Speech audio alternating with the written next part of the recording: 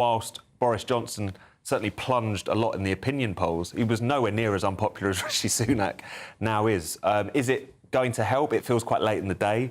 But also, I think, to be honest, at this point, there's very little the Tory party could have done to reverse some of these insane, historic poll deficits. It's interesting to see, though, Johnson and Sunak didn't really meet. They weren't seen together. There was no embrace. There was no warmth or camaraderie in all of this. No, absolutely. I mean, Boris Johnson still attributes his ousting partly to Rishi Sunak. He sees him as one of the key reasons why his government fell apart so spectacularly after the Chris Pincher scandal. And I think for Rishi Sunak as well, I'm sure he's always kind of understood that he has no mandate of his own from Tory party members, let alone from the country. And he's also, whilst he does have some positive attributes, he certainly doesn't have the kind of star power that Boris Johnson have. Not that that's everything in politics, but it was a reminder of how, when we've looked at the two main parties during this campaign, how dull it has been when you see someone like Boris Johnson come back to them. The star power thing that you talk about there, you see, I wonder, would people be willing to forgive a lot of the things that Johnson was guilty of? Is that enough? Do they forget all that and they say, well, Boris is a star, that's OK?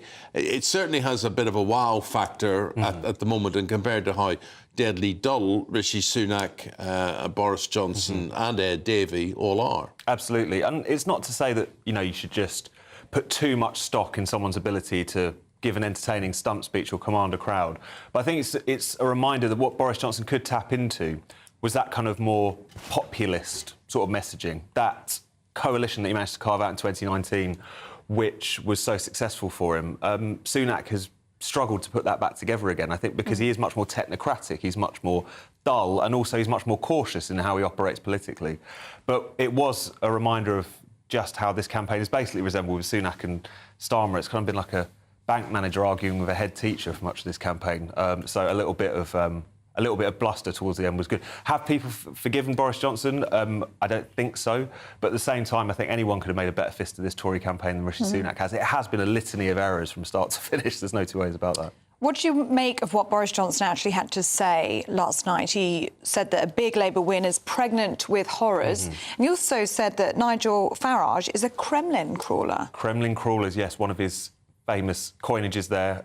This seems to have been, or at least the Tories at least think that this line of attack, that Reform and Nigel Farage in particular are kind of in Putin's pocket, as they had seen it. It seems like from their door-knocking, from their canvassing, they have noticed that it's on that issue that voters are recoiling slightly from Reform, but we're really talking about maybe a point in the opinion polls at most. I think it's been quite cynical. I think no matter what people think about what Nigel Farage has said about the whole Ukraine issue, to present him as some sort of Putin, Kremlin asset is a smear. But I think they're desperate and they're trying to play any card they can to try and limit the huge damage which I'm sure is going to be inflicted on them tomorrow. Look, today's the last day. What can any of them do? Starmer doesn't really have to do anything. He just has to sit and not make a mistake. Absolutely, and I think we saw it even with his little stump speech there. Again, nothing new, the same sound bites about change and turning the page and all these cliches he's been recycling this whole time. I mean, even if you look at the most optimistic polls for the Tories in terms of these mega polls that have been presented, those still put it at having its worst ever defeat in the modern era, effectively, and that's the kind of best case scenario. So at this point, it's hard to imagine that anything could really kind of turn the oil tanker, as it were, towards a better Tory result. But as ever, you never really know until the poll that really matters tomorrow produces its results, so we'll see what happens. Well, the final poll from Salvation last night put a Labour majority at 318. And they're also saying that it's 99%, they're 99% sure that it will be at the very least much larger than the 1997 landslide. Under this poll, the Tories on 60-odd seats would barely beat the Liberal Democrats to be the main party of opposition. Yes. It's because we've become so accustomed to these numbers, it's very easy to forget how historic this would be. This would potentially be the destruction of the Tory party as a viable party of government for a generation, potentially. But as I say, that's probably at the more pessimistic end of some of the projections we've seen so far. Tom, you've got people like Jeremy Hunt, who would be the first sitting Chancellor to lose his seat at an election, and, that's a real possibility. But I suppose what people like Jeremy Hunt are hoping for is that the people who have not made up their mind, or that people last minute will think, I'm not happy with the Tories, but I'm just a bit frightened to not go with them as well. No, absolutely. I think it's worth, just on that point about Jeremy Hunt and his seat, I mean, under some of these polls, Rishi Sunak could even lose his seat, which has never happened. And that would be incredible. There's so many people who are being talked up as potential future Tory leadership candidates who, despite previously being seen as in safe seats, could well lose them. But I think you're right. I think there is a certain nervousness around Keir Starmer. I think people have started to realise that he's been incredibly slippery in his various political positions on all kinds of things, telling the Labour membership one thing to get elected there, telling the electorate a very different thing now to try and get elected into number 10 Downing Street. And I think there's a concern about giving him a blank cheque.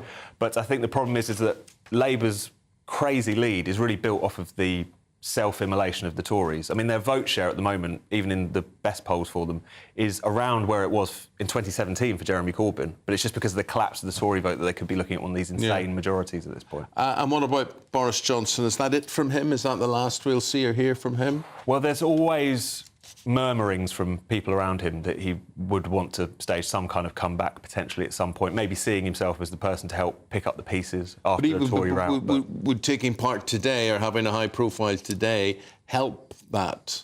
Well, potentially. I think people could start to look at him again. They could remember the fact that as bad as Partygate and everything was, I think when he left office they were only about 5 points behind the polls. I think most Tories would bite someone's hand off for that kind of polling deficit at this point. Whether or not they need maybe a fresher start, a new way forward, is an argument for them, I suppose. But I think there'll be some people starting to wonder, why did we get rid of this guy, given the fact that what we've ended up with since has been so much worse? Dear God, I look at the hair last night, and before he went on, he shuffled his hair, whatever. Yeah. What a mess. But anyway, people seem to look at it and think it's in some ways... Look at that. How on earth could you... I mean, he's like some old granny that's woken up in the middle of the night. No. And it's the artificial scruffiness, isn't it? It's like purposely scruffing himself up before an appearance. Anyway, well, he's back. We'll see for how long. Tom Slater, really appreciate your take on things. We'll talk to you again later, Tom. Thank you very much. Thank you very much. Now, as the country heads to the polls tomorrow, what about areas such as the Red Wall, which was so crucial to the Tories' victory in 2019? Well, our East Midlands reporter Will Hollis, he's got the story. Living amongst the coalfields and steelworks, Red Wall communities had everything: employment, housing, purpose. The deep wound of industry's disappearance in the final decades of the 20th century is still healing. Simon, a leader at the local college, has worked in Sutton in Ashfield since the 90s. In many areas of Ashfield, in many neighbourhoods, there are the obvious signs and indicators of poverty and disadvantage. If England means as much to... At a coffee morning run by the college, spirits are raised. The football is tying people together. Meanwhile, the election is testing the fabric of Britain's democracy. Here, crime and antisocial behaviour are priorities. You do hear of it, people having bags snatched and things like that. So, yeah, I think policing's a big issue around this area. Not far from the Downing Street here in Ashfield, some of the poorest parts of the Red Wall can be found. The problems here stretch past a term of Parliament. The issues to do with unemployment, people adjusting to new ways of needing to learn and learn new skills for new employment, they've been around for a long time. Ashfield is a single brick in the former Red Wall. In 2019, the switch from Labour to the Conservatives, influenced by Brexit, surprised the nation. The promise of levelling up has brought millions of pounds for local projects, but critics say it's not enough. Now, voter trends in the Red Wall are tricky to predict. The challenge that candidates in Red Wall constituencies face is whether they can convince voters that change is possible when the problems they face stretch between generations over decades. At a nearby food bank, volunteers and staff from the college help the desperate. We've had one come in this morning who's actually just been released from custody. Few people using the service think politics can change the life they're living, says Sandra. They're quite disillusioned with politics. They're thinking that things are not going to change in the way that they need them to be.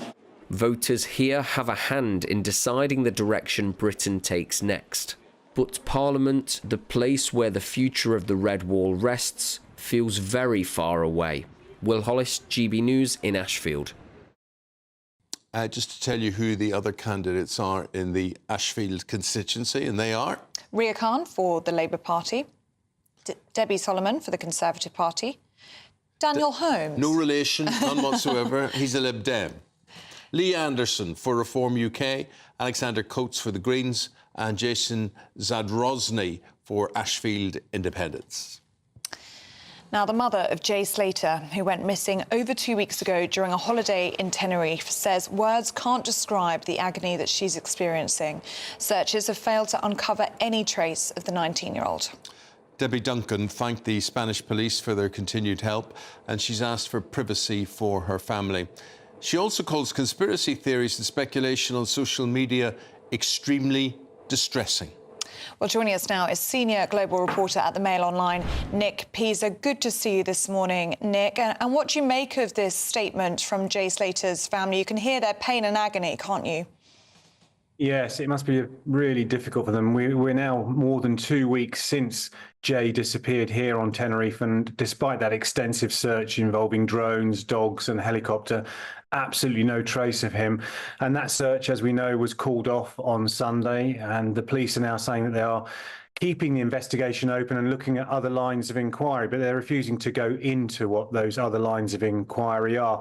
I can tell you that yesterday I was back up at Masca, and by chance I was having a cup of coffee in the bar next door when I noticed that the forensic police were back at that Airbnb where Jay went back to following that after party at Playa des Americas with these two mystery British men who the police have deemed irrelevant. But you have to ask yourself, if they're irrelevant, why were the forensic police back at that house, at that Airbnb? They refused to discuss what they were doing there. They just said the usual, if you want to know anything, call headquarters. So that's where we are standing at the moment. Yeah.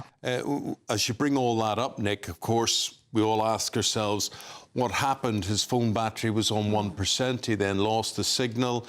He'd gone a certain distance in a certain direction. And you think, well, it could be quite possible that he could have turned round and maybe gone back to that house again, and they're all looking in the wrong area.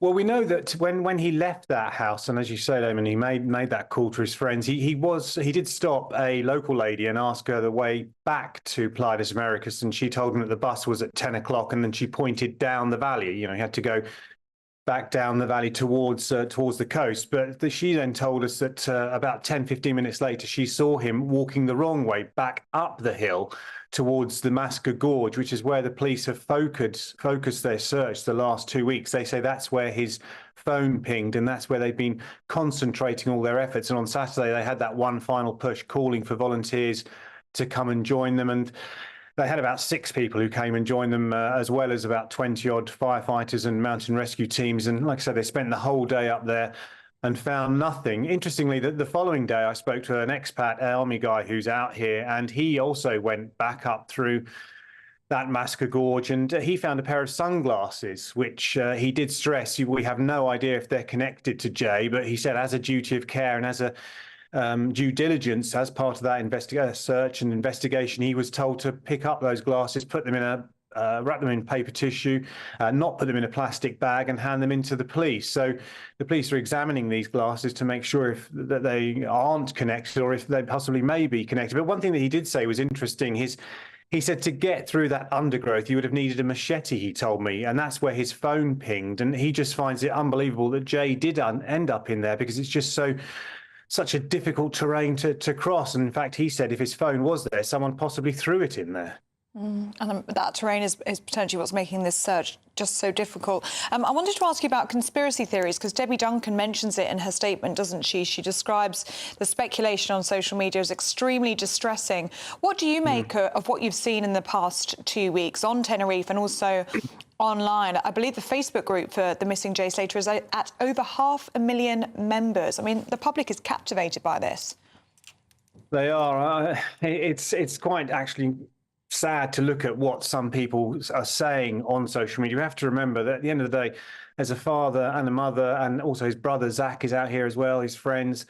they just have no idea where they are. And then to read some of the vile abuse that is being thrown at them, it's just awful. In fact, her friend Rachel Hargreaves has posted on these forums, look, please bear in mind that we have parents who don't know what's happened to their son. If you wouldn't say these things to your own children, please don't say them to us, because it is just absolutely vile. And I don't think we should give it the time of day, some of the stuff that's being thrown around out there. But without a body, without evidence, without anyone knowing where he is, the questions, the theories will go on and on, Nick. They will do. That's you're absolutely right, because I suppose what does cross my mind is just why on earth would he walk up that hill and then, as the police seem to think, turn left off the main road and then walk through that gorge? They're following a line of inquiry that perhaps he thought that if he could get to the coast, he could turn left and head back towards Los Cristianos. But as that army expat guy told me yesterday, why on earth would you do that? You would just stick on the main road. The bus was only an hour away. So why not just sit in the bus stop? Why not? There's cafes up there. Why not just sit or even thumb a lift back? It's just, it is. There are so many unanswered questions to this, as you say. Yeah, that is the ifs, the whats. Absolutely, we all think about that. Nick, thanks for bringing us up to date. We look forward to hearing, hopefully, some good news from you sometime, and we'll speak to you again later in the week. Thank you very much indeed. Well, but Nick's absolutely right there. I mean, I think if this was me and at 5 o'clock in the morning or whatever, you're tossed out of this house and you have to make your way back.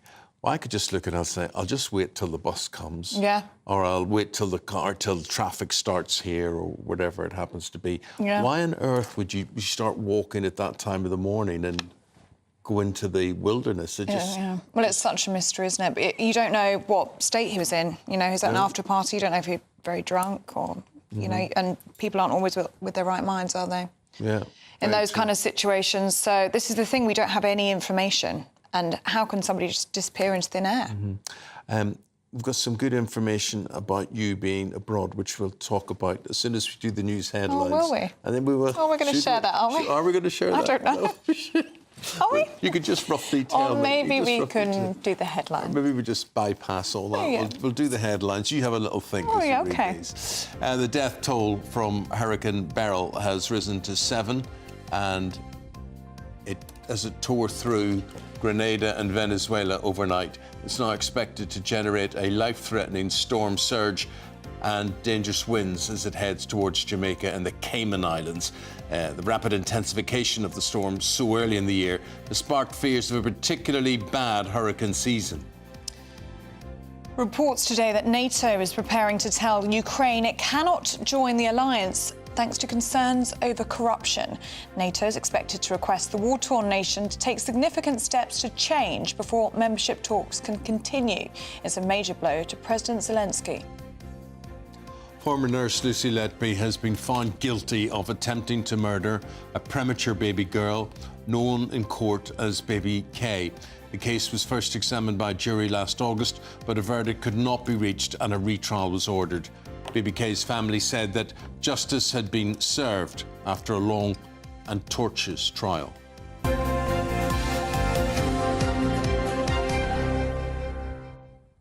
So,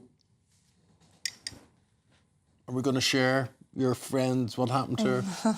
Fell from great heights. Shall we do a very safe version, considering it's 6:23 in the morning? Well, Ellie's friend was on her hen do, and she rose to great heights. She rose to great heights during this hen do.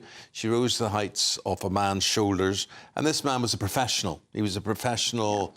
How would you describe him? Performer, let's say that. He was a performer. He was a performer. Male performer. And he put her up on his shoulders, and Ellie has some lovely video which I cannot share with you because it's quite graphic as to what is revealed in it. But the poor girl fell and banged her head from this man's shoulders. It was a long way down, wasn't it? It was very bad. Things were very, very bad. This was the bride who was dropped by the male performer. And I booked the male performer, so it's all my fault. Your fault. And I think it is my fault. Basically it, your fault. Well, he couldn't do his job quite clearly. And also, bearing in mind, the bride is so thin and so light, he shouldn't have dropped her. It wasn't as if she was some sort of tank or whatever, hold up. He just couldn't. He couldn't hold her. He was quite small, wasn't he? He was very small. I mean, he was small in stature. I don't know where else he was small, but he was. It didn't get that far. Anyway, that was basically it. So he was sacked on the spot. She'll be glad to know. Dropped the bride, sacked on the spot. Okay, there we go. That's the story. That's the story. That was my weekend. Morning glory. The story of the weather now. Annie Shuttleworth. A brighter outlook with Box Solar, sponsors of weather on GB News. Good morning, welcome to your latest GB News weather update brought to you from the Met Office. Today is going to be a rather cloudy day with some rain for many of us. It will be a little bit drier across eastern areas where there's a bit more shelter from the rain moving in from the west, but across much of western England, Scotland and Northern Ireland as well as Wales, it will be quite a cloudy day, potentially some hill fog, coastal fog as well, and persistent drizzly rain, particularly across some northwestern areas of England later on this afternoon. In the east, where it does brighten up a little bit this afternoon, it won't feel too bad, a little bit warmer than yesterday, if not a little muggy. Now, as we head into the evening, that band of cloud and rain will slowly push away to the east, and behind it, it will turn a bit clearer across the far northwest, but we'll also see some quite frequent showers, so a mix of clearer skies and heavy blustery showers moving in from more northwestern areas of Scotland, Northern Ireland too, seeing the same conditions. Further south and east, though, for much of Wales, central areas of England, still a lot of cloud around this evening. Drizzly rain, particularly if you're on any high ground or hills. It will be quite murky throughout the rest of the day and into this evening. Now, those clearer conditions will push eastwards throughout tonight, so it will turn clearer as the night goes on. Some clearer skies developing, and we're into some cooler air as well, so it will be a slightly fresher evening, but the winds will really start to pick up across the far northwest, so quite a wind chill across northwestern areas. Temperatures feeling much closer to single figures here. We could see some thundery downpours through Thursday across northwestern areas. Further south, actually, it should stay dry for much of England and Wales through the day on Thursday, and there will be some brightness around, but it's still going to be fairly breezy for many areas of the UK. But in the sunshine, it will feel fairly pleasant if you are in the sheltered sunshine across the south and east. Temperatures climbing to the low 20s, but for most of us in the low to mid-teens. Bye-bye. That warm feeling inside from Boxed Boilers, sponsors of weather on GB News. Now we will give you more details on the biggest ever, the most gigantic, ginormous Great British giveaway. Yes, it's a big one. The chance to win a whopping £30,000 in tax-free cash. Our biggest prize to date. Here's how you could win it. It's our summer treat to you. Your chance to win an incredible £30,000 in tax-free cash. Our biggest cash prize of the year so far. With an extra £30,000 in your bank account this year, you could take the ultimate financial holiday and send some of those day-to-day financial stresses packing. £30,000 could get you those nagging home improvements done, buy that brand new car, or just enable you to kick back and relax for the rest of the year. For a chance to win £30,000 in tax-free cash, text CASH to 63232. Text costs £2 plus one standard network rate message. You can enter online at gbnews.com/win. Entries cost £2. Or post your name and number to GB07 PO Box 8690 Derby DE1 9TT. UK only. Entrants must be 18 or over. Lines close at 5 p.m. on the 30th of August. Please check the closing time if listening or watching on demand. Good luck. Well, Wimbledon's underway. The weather's been okay so far, and we have had official representation there. We have. In the form of? Paul Coit, Mr. Paul Coit. He said he was on the back row because I said, are we looking at the ball like this? He said, I didn't need to, I was so far back, I just did this. That was it. That was it. You'll get that. But he said he had a great day. He did have a great time, and I'll tell you all about it right after this.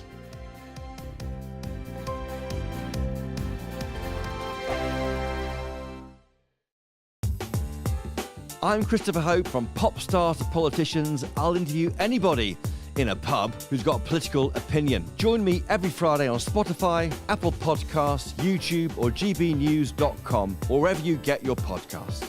GB News, Britain's election channel. If you want your news to be straight talking... This is a nightmare for the Conservatives again. Down to earth. It's not just Nottingham where this is happening, is it? And most importantly, honest. Hard-working, middle-class taxpayers, they'll get their book thrown at them. Then catch me, Martin Daubney, Monday to Friday, 3 till 6 p.m. on GB News, Britain's news channel. We're proud to be GB News, the People's Channel. And as you know, we always love to hear your views. Now, there's a new way of getting in touch with us at gbnews.com/yoursay. By commenting, you can be part of a live conversation and join our GB News community. You can even talk to me, Bev Turner, or any of the members of the GB News family. This election night, we're putting on a party. And you are invited. We'll be here with you. Following all the twists and turns. As well as all the live reaction from our election night watch party. With our GB News lineup. And as morning breaks, we'll be here with breakfast from 6 a.m. As it becomes clear who the winners and the losers really are. Vote 2024. Thursday, the 4th of July. Only on GB News. Britain's election channel. I'm Patrick Christie's. Every weeknight from 9, I bring you 2 hours of unmissable, explosive debate and headline-grabbing interviews. What impact has that had? We got death threats and the bomb threats on. As time passes, she could have said Scone. You made my argument for me. My guests and I tackle the issues that really matter with a sharp take on every story. It went everywhere. Something practical could be done. Or I can become something different. Patrick Christie's tonight from 9 p.m. only on GB News, Britain's news channel. Hi there, I'm Michelle Dewberry and I'm going to take a second to tell you all about my show, Dubes & Co. We start off with the issues of the day. We then bring in both sides of the arguments. We get rid of the disrespect. And then you throw me into the mix. And trust me, I'll tell it exactly how it is. And then, of course, the magic ingredient, you at home. We mix it all together and what have we got, in my opinion, the best debate show in town. Monday to Friday, 6 till 7 on GB News, Britain's news channel. Good afternoon, Britain. Your lunchtime update on the stories that matter across the UK. From breaking news and insightful analysis, inspiring stories and lively debates. You're comparing yourself to a former Prime Minister. Which is it? Stay informed, stay updated, stay entertained. I just don't know how anyone would not want to be there. Every weekday from midday. We are Good Afternoon Britain, only on GB News, Britain's news channel. This election night, we're putting on a party. And you are invited. We'll be here with you. Following all the twists and turns. As well as all the live reaction from our election night watch party. With our GB News lineup. And as morning breaks, we'll be here with breakfast from 6 a.m. As it becomes clear who the winners and the losers really are. Vote 2024. Tomorrow night from 9:55. Only on GB News, Britain's election channel.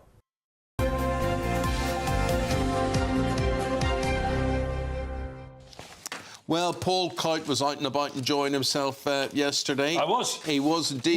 Not like a male performer would. Not that sort of. Not sort of out and about enjoying myself. I'm so. You could have been that male performer. You know what? Maybe a few years ago I could have been. I tell you what. So what are you going to do for your one though? Not any of that. Not any of that. Let me tell you, no, it's my worst nightmare. So are you not doing any of that just after seeing this? No, I'd never want to do any of that. I don't want to ask any questions. No. But. Where does one? And you're asking questions. Where do you? Is there like? She knows all about it. Well, I know. So can I just say the bride requested this? Requested. Said, let's go to Ellie. Ellie will know. And it fell to me, and then I had to, and then I didn't know how to even. Where do you even begin? I don't know how to find these people. So well, you find one.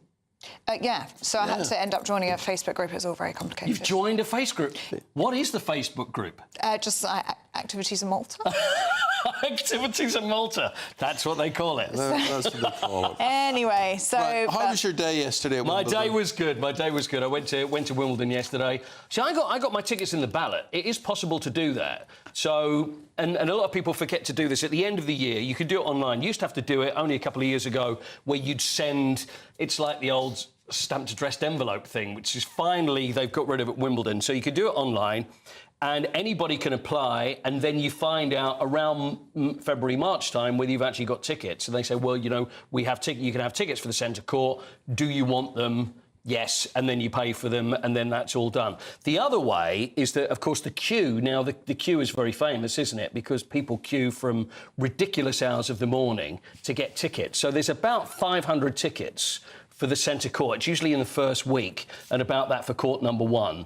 And then also there's tickets for the ground as well. So if you do want to go to Wimbledon and you want to get tickets, obviously you've got to get there early. It's not very good when it's weather like this, because you don't want to be queuing up for hours, getting soaked and then not seeing anything. Although centre court does have a roof, of course. I used to get in all the time, be there very, very early, get to go on the centre court.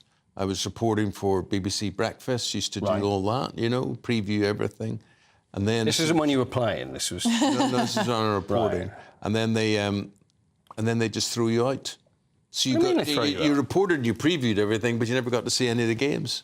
Oh, that's mean. Yeah, that's terrible. But what else? What else? You're there to work for the BBC that day, and. But did you want to stick around? Of course, I did. So, surely there's a space for you to stand. Really? Yeah. I'm quite disappointed by that, I'm quite disappointed. Because when I was there, and I was telling my wife, and I was saying, well, Eamonn was here. This is probably where he would have been, and this is like, you know, because I bumped into Claire Balding as I was walking through. That was it. She gave me a look as if to say, can you get out of my way? And I moved one, and it was one of those, you know, when... And that you didn't speak to her? No, I didn't know what... Just say, I'm a friend of Eamonn's. Yeah, I all you had thought to say. about that, and then I thought, maybe that's not a good idea, so I decided not to in the end. It was fleeting. It was fleeting, it was. But it's been interesting to have stood on centre court and reported like that. I haven't been as a spectator, but... Yeah. Do you think it's smaller? I always think it's smaller when you're there. It's like a tennis court. I think it's intimate. Tennis courts look bigger on TV than they are when you're actually in them. And that's when you see how hard they hit. I always say this about any sport. We've spoken about boxing about this. How hard boxers punch. How hard tennis players hit the ball. And when you see it, when you get close to a golfer on a tee, absolutely, and you hear that sound, absolutely. And there's and the speed of serves. For example, the fastest speed by a woman is Venus Williams, 120 miles an hour. And I was watching the speed because they've got the little speed thing. Speedometer. That's what they call it. I knew it was something like that. So anyway, and there was Djokovic was serving at his hardest about 120 miles an hour. So it's incredible, absolutely. And by the way, how many years do you reckon in the last 100 years? Yeah. How many years have there been without rain throughout the tournament? So from 100 years ago... A fortnight of rain-free. Fortnight rain-free. Now, the last time it happened was 2019. So in the last 100 years, how many years do you think have been completely rain-free? I reckon that was the only time. I agree. I think quite. I think it's sort of like 10, 15 times in 100 8 times. What? 8 times. It's not a bad guess. It's only been 8 times. So this year is out the window as well, because then the roof was brought on. Anyway, Andy Murray, this is what he said yesterday. He said my right leg wasn't where I wanted it to be. Where else was it? I don't know. I think it was at Wimbledon, but unfortunately he wasn't really quite aware of it. Unfortunately, doubles is a different game, though, in terms of physicality. Getting the opportunity to play with Jamie here will be special. So he's going to play alongside his brother Jamie. Looks like it's probably going to be tomorrow. But he did some sprints yesterday, and it was right down to the wire whether he was actually going to play on centre court, which would have been around 6:15. And it just didn't have the power in one leg because of that back operation. So that's such a shame. That's sad, but I hope he goes well in the doubles and enjoys the doubles as well. When you come back, we're going to talk about last night's football as well, and we'll see you again 20 past. OK, lots for you. Thank you, Paul. Next, Norman Baker and... Renee Honderkamp are going to join us to take a look at the top stories of the day.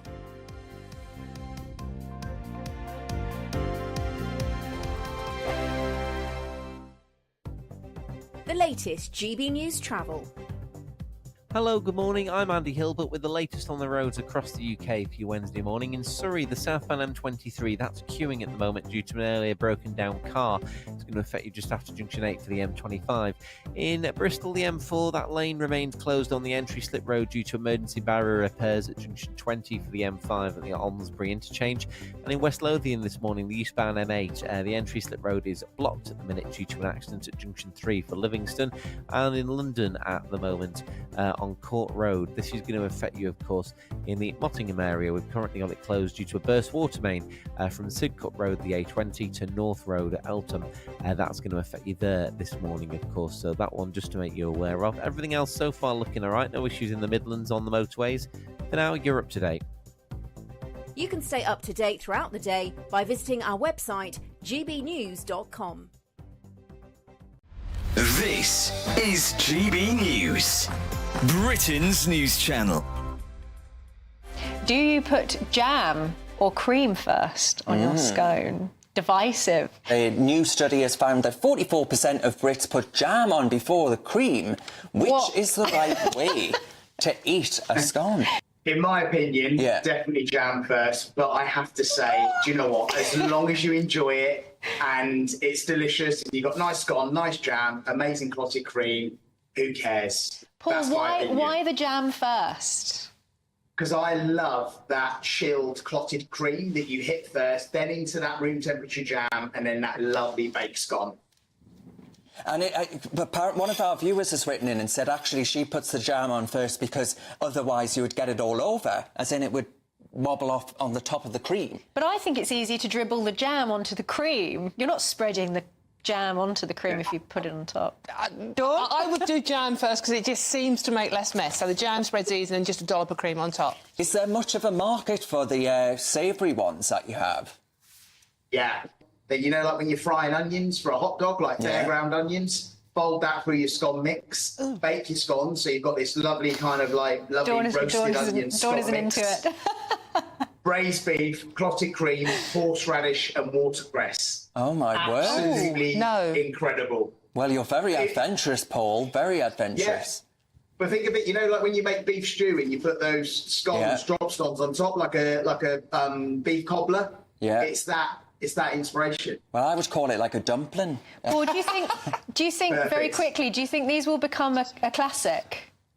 Yeah, 100%. Absolutely. Because I think there's just so much more to clotted cream, scones than just the traditional cream tea. GB News, the People's Channel. This election night, we're putting on a party. And you are invited. We'll be here with you. Following all the twists and turns. As well as all the live reaction from our election night watch party. With our GB News lineup. And as morning breaks, we'll be here with breakfast from 6 a.m. As it becomes clear who the winners and the losers really are. Vote 2024. Tomorrow night from 9:55. Only on GB News, Britain's election channel. Thanks for your reaction to Boris Johnson making an appearance last night. I said he looked like an old granny at 3 o'clock in the morning with that hairdo. Eamonn, I am an old granny, says Betty. And I have never looked as scruffy as Boris Johnson. Yeah. Paul says Boris is finally out of hospital after having all those knives removed from his back. So there we are. We're joined in the studio now by Dr. Rennie Hunderkamp, and we've got Norman Baker as well.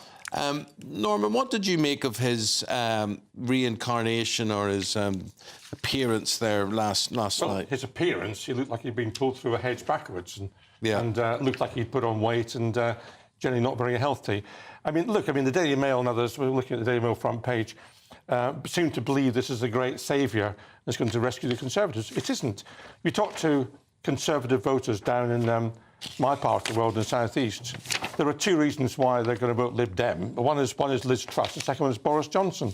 You know, Boris Johnson's a person, let's remember, who suspended Parliament illegally in order to stop MPs voting, and he was the one who was having Partygate rave-ups when the Queen was sitting on her own in church during COVID. I mean, you know, he's not an asset. Yeah. But we're talking there about him suspending Parliament to stop MPs voting against what the majority of the country had wanted. It's not a reason to stop MPs voting. He talked about Brexit was about bringing power back to the country, not power back to him personally, back to Parliament. He was trying to do what people wanted, and every MP in there, especially the Lib Dems, were trying to overturn it. Well, I mean, do you believe he was trying to do what people wanted or what he wanted? I think he was trying to deliver Brexit, which is what people wanted. Well, they want him to deliver votes now, so they do. Yes. And there's a certain amount of star billing, of course, that comes with them. But I have to say, I totally agree with Mr. Baker here today. What a blooming liability! Why they're even looking at him? And bear in mind, he is surrounded by people who stuck the knife into him. Well, let's remember that it had to be about 50 resignations from ministers to force him out, to leave him out at number 10. He wouldn't go. And yet the Tories are at their lowest popularity ever since he left. But what does that say about the electorate? What does that say about people by and large? Would they forget all that he put the country through? It's called democracy. They liked him. They wanted him. The Tories have actually done nothing since he left but go down and down and down. But he did nothing as the Prime Minister. Yeah, I think he did do nothing, but people like him. They were chanting Boris, Boris last night. Yeah. And is that enough, Norman? I mean, however, what you think, I mean, if he is popular, is that all that counts? I think he's very Marmite. Of course, there are some people who think he's wonderful and he would be a great saviour. But a whole lot of people, as I say, in my part of the world, think he's been a disaster. And, they were right to get rid of him. And there's been a succession of prime ministers since the end of the coalition. We've had chaos from the Conservative Party, prime minister after prime minister, and look where we are now. Look at the state of the country. And that's what people have concluded, and that's what they'll conclude on Thursday when they vote. But there'll be many in the Tory party, many Tory voters who will wish that we never got rid of him. Well, some Tory voters will. Other Tory voters, as I say, in my part of the world, actually think he was an embarrassment. Yeah, I'm just looking at the headline in the Mail. Boris and Rishi unite to stop Starmageddon. It's a little late, isn't it? Nothing's going to stop. Maybe if he'd have come out 6 weeks ago, there may have been a chance of keeping some of those red wall seats. But he didn't. And I think he's done it very begrudgingly at the last minute. And maybe this is another Boris, where he's just trying to demonstrate by people chanting Boris, Boris, Boris, that actually look what you've missed. Yes, he's dancing on Sunak's grave. Yeah. That's what he's actually doing. Yeah. And the whole thing yesterday was about how wonderful he'd been as a Prime Minister, not about Rishi Sunak. Well, Renee and Norman, do stay with us. It's not just COVID we're talking about and various other things. I mean, the man, I believe, is a total incompetent. I look at the Northern Ireland situation. Yes. He knew nothing. He had no handle on any detail there. No. And all he could say was, we've got a deal done. We've got a deal done. Full of it. Absolutely. I look at him and I think, you are completely full of it. But there we are. I don't know what sort of character he is. But wonder, will we ever see a comeback by him? Well, he's got that in mind, clearly. I mean, he never gives up, does he? He wants to try and come back in some shape or form after the election. Maybe he'll lead the Lib Dem section of the Tories. I think not.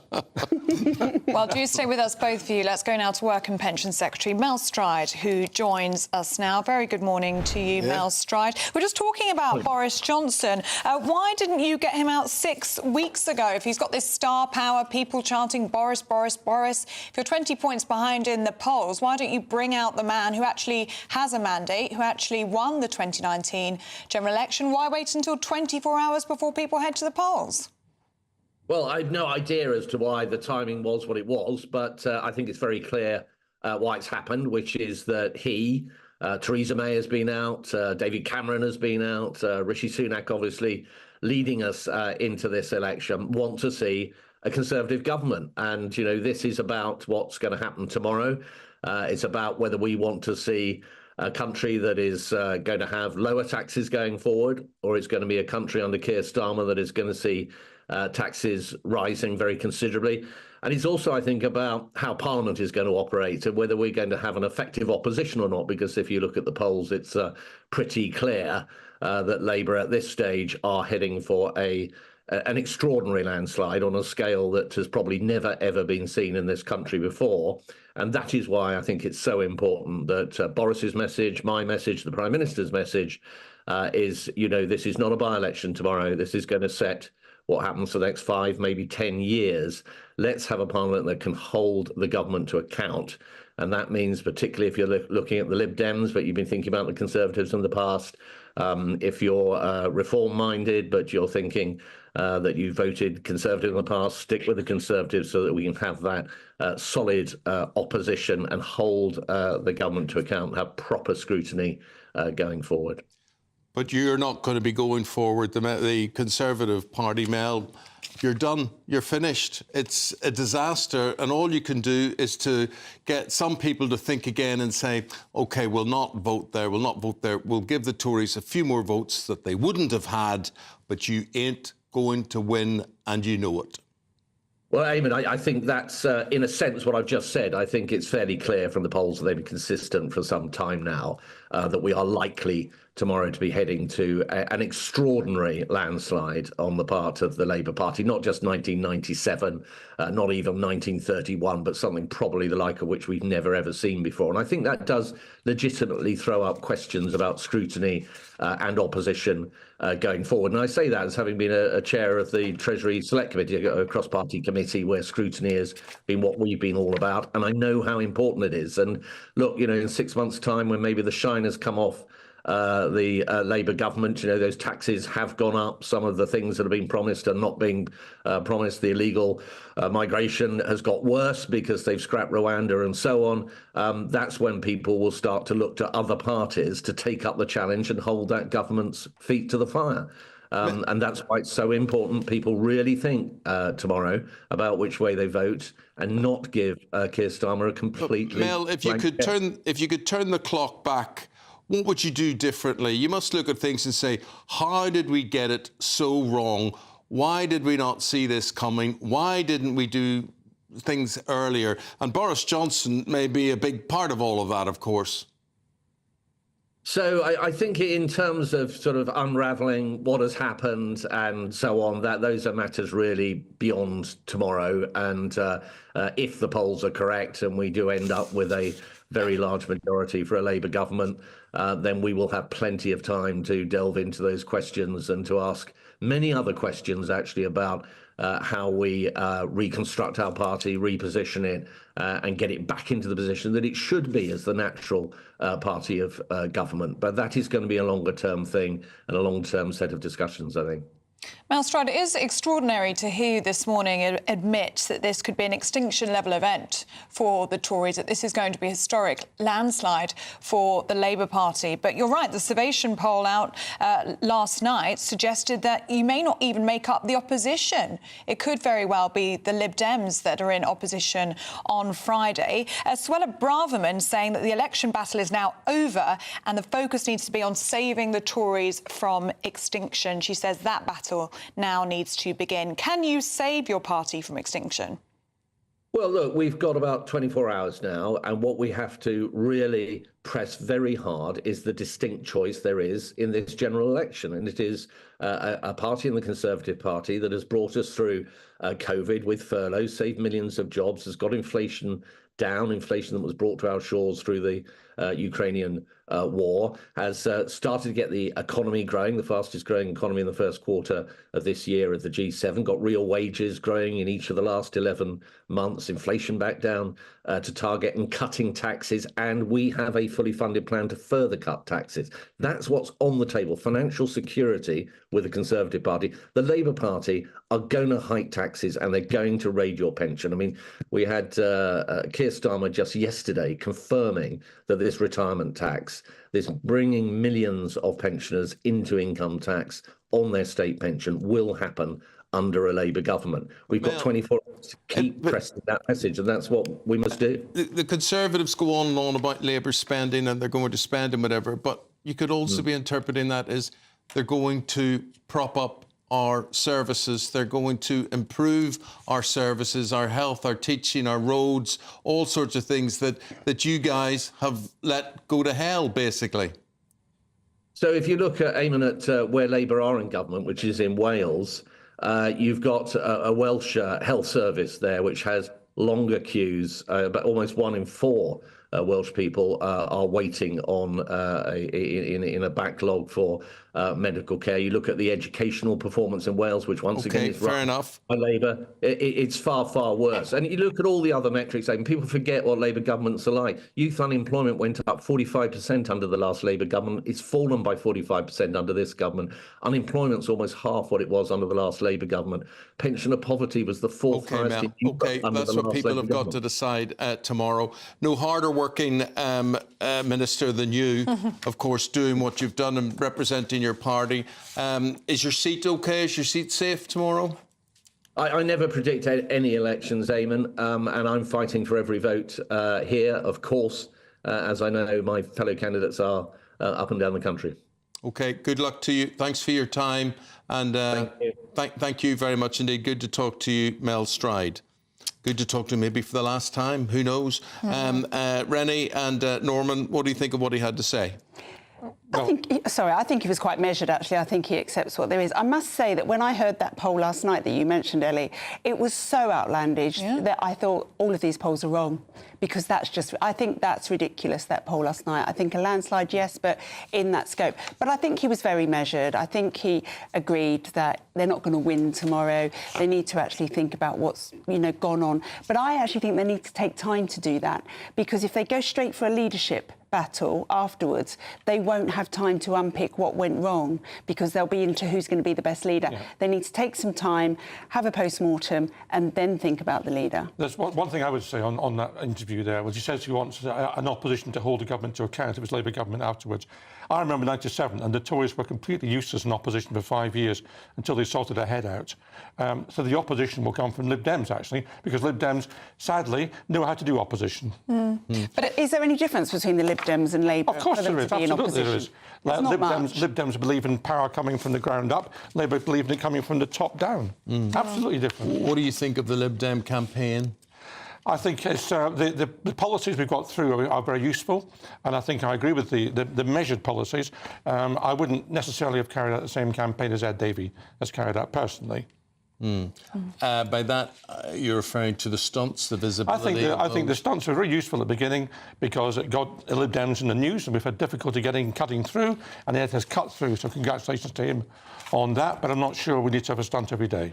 I think if we are seeing this landslide from Labour waking up on Friday morning, they are not going to have an easy time of it, are they, Renee? I mean, looking at the public finances, we've got an electorate that is not going to have the patience. Well, they're not going to make services better, because I think Mel Stride was right, that if you look to where Labour have been in power... They're not going to make them worse. Well, I think they possibly are going to make them worse, because they're on that trajectory, actually. So they're not going to improve them. If you look at Labour that have been in power in Wales for 25 years, they've got the worst services, much worse than here. I've got friends that live in Wales who say, come here and see what Labour have done.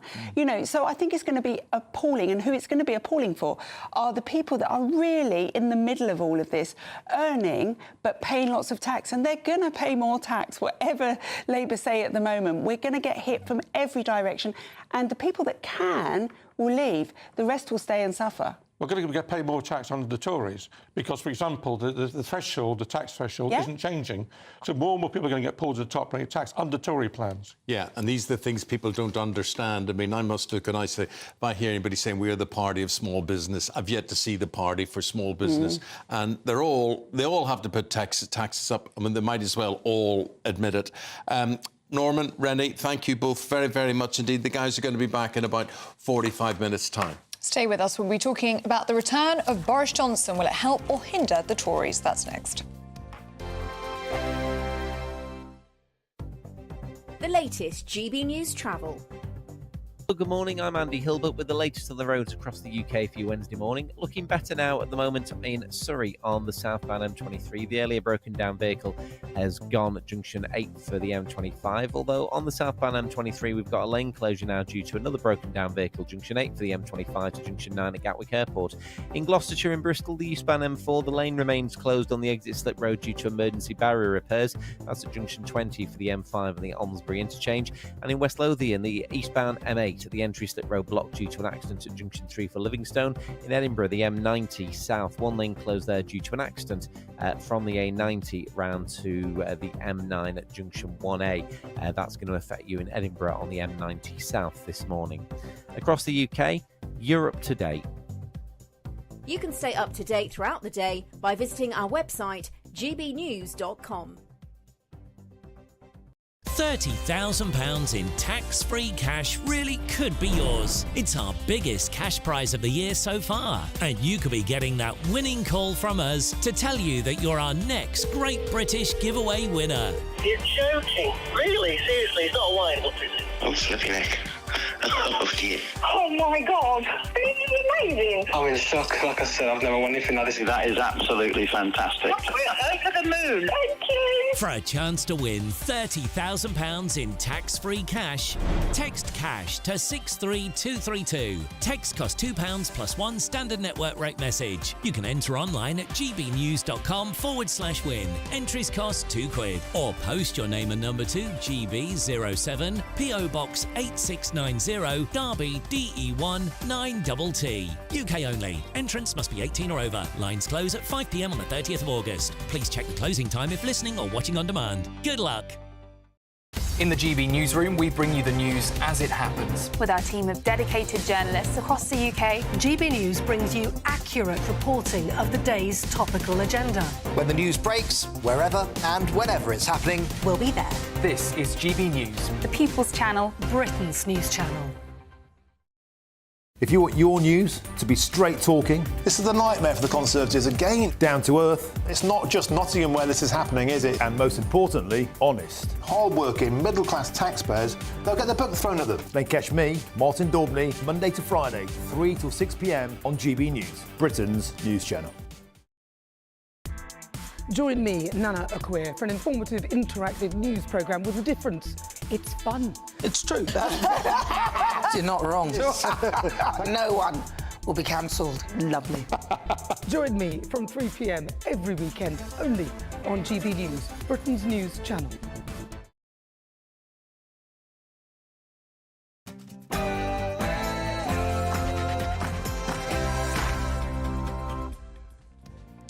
Good morning. 24 hours to go and Boris is back. Well, he rallied Conservative voters last night and said stick with the status quo. Johnson warns it's not too late to stop Labour's supermajority. Not therefore the height of insanity, if these polls are right, that we are about to give Labour a supermajority.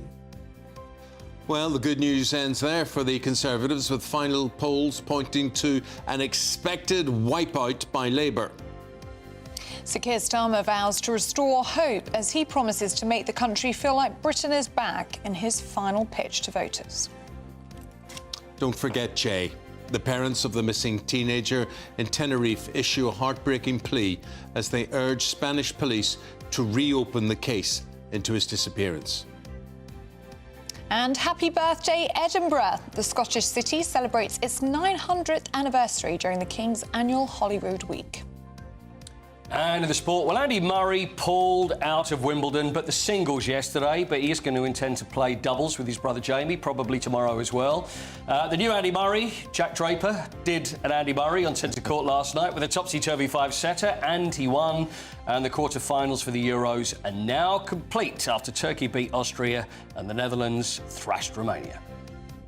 Good morning. It's staying rather changeable through the rest of the week, and it could be quite a windy day on Thursday, but you can find out all the details with me a little later on.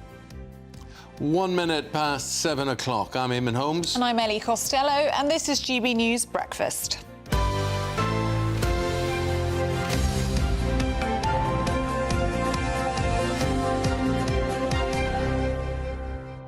So does that mean then in the Euros, Turkey are lined up against Netherlands? Yes. Why do you have to drop? I do. I'm sitting there working out you know everything. I'm like, they're playing them. See, we've got our friend. See, we should be bringing Ramon Vega back, shouldn't we? We should. Can we do that? Yeah. Well, maybe what today? Well, he's the Swiss, right? He's represents. You've got your big Swiss. You've got your William Tell. Swish. With the apple on the head. Yeah. You've got your Roger Federer. He's the other famous Swiss. And the other one is Ramon Vega. They're your big three. Well, Vega's good because he's played for both Spurs and Celtic, for instance. He has, yes. Yeah. So, right, well... So we got anything else on him? No, well, that's... You know what? I'm going to tell you something about Ramon Vega. Tell me something. Years ago, what I would do when I used to interview very famous celebrities, and I would then give them a sheet of A4 to read at the end. So I did this with Tom Hanks, and I've done it with I did it with Keanu Reeves, I've done it with Liza Minnelli, loads of very famous people. They'd say during the interview, by the way, Spurs are at home to Bolton Wanderers on Saturday. How do you think the game's going to go? So I'd give them the sheet, and then they would deliver it beautifully, and I would expect them to go, well, actually, I think this is going to... And then people go, well, I didn't know they Brilliant. So Tom Hanks actually mentioned Ramon Vega because he'd just signed for Spurs at the time.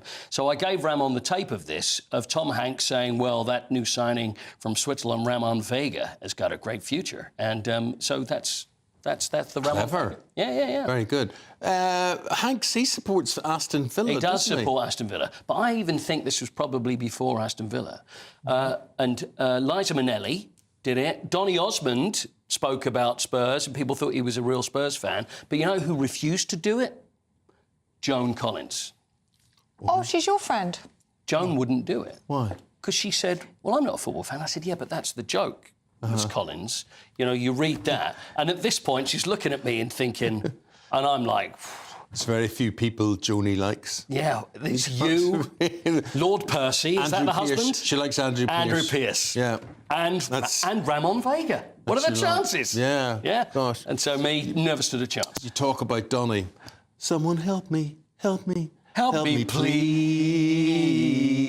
Well, I have never had a nosebleed in my life, right? Have you not? Never. Except I did once, right? Once. And it was pouring like a tap. Not over Donny. Not over Joan Collins. No. Over Donny. No. Right? It was pouring like a tap. And Donny was presenting this programme called, I think it was called The Pyramid Game. And anyway, he came into my dressing room and I was bleeding and panicking like mad into the sink. Yeah. And I got this rub on the head and he said, hey, buddy. Hey, buddy. Hold on. Do that again? Hey, buddy. Hey, buddy. Hey, buddy. Hey, buddy. Don't worry. And he did if I could please touch you. So he's doing this to me, it's like right? a priest. So he's doing all this to me. Thank you. And basically he says to me, you know, this happened to me all the time. He was probably fibbing. But anyway, he made me feel very good. And I felt bad because when I was 14, I hated him.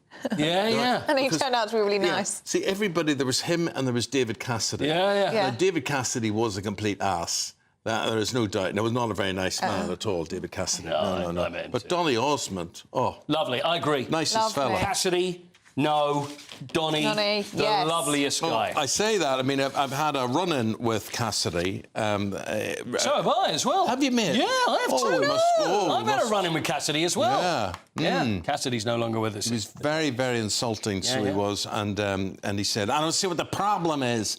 I said, well, the problem is you used to be the best singer in the whole world. You made so much money. You had so many number ones, whatever it is. And now you're stony broke. You're standing in your house today, which is about to be auctioned off, you know, and you're heading to jail or whatever it is, you know. So it was quite obvious what the problems were. We had a copy of the old Jackie. Remember Jackie? Yeah. It was Jackie was a woman's magazine. Girls, for young girls. Teenage girls. Yeah. And I obviously had a copy of that.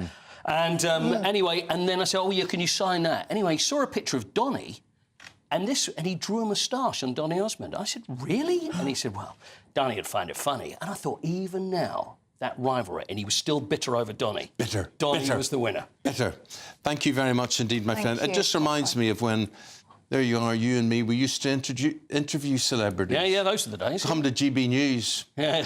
It's a desert. Oh, well. They never have anybody famous on here. Hey, you're famous. Holmes, we had Waddle here on Monday, remember? We had Waddle on Monday. We get and Ramon Vega. And Yeah. let's bring Liza Minnelli in to do the sport with me. And Joni, we get Joni Collins in one day. She won't talk to me.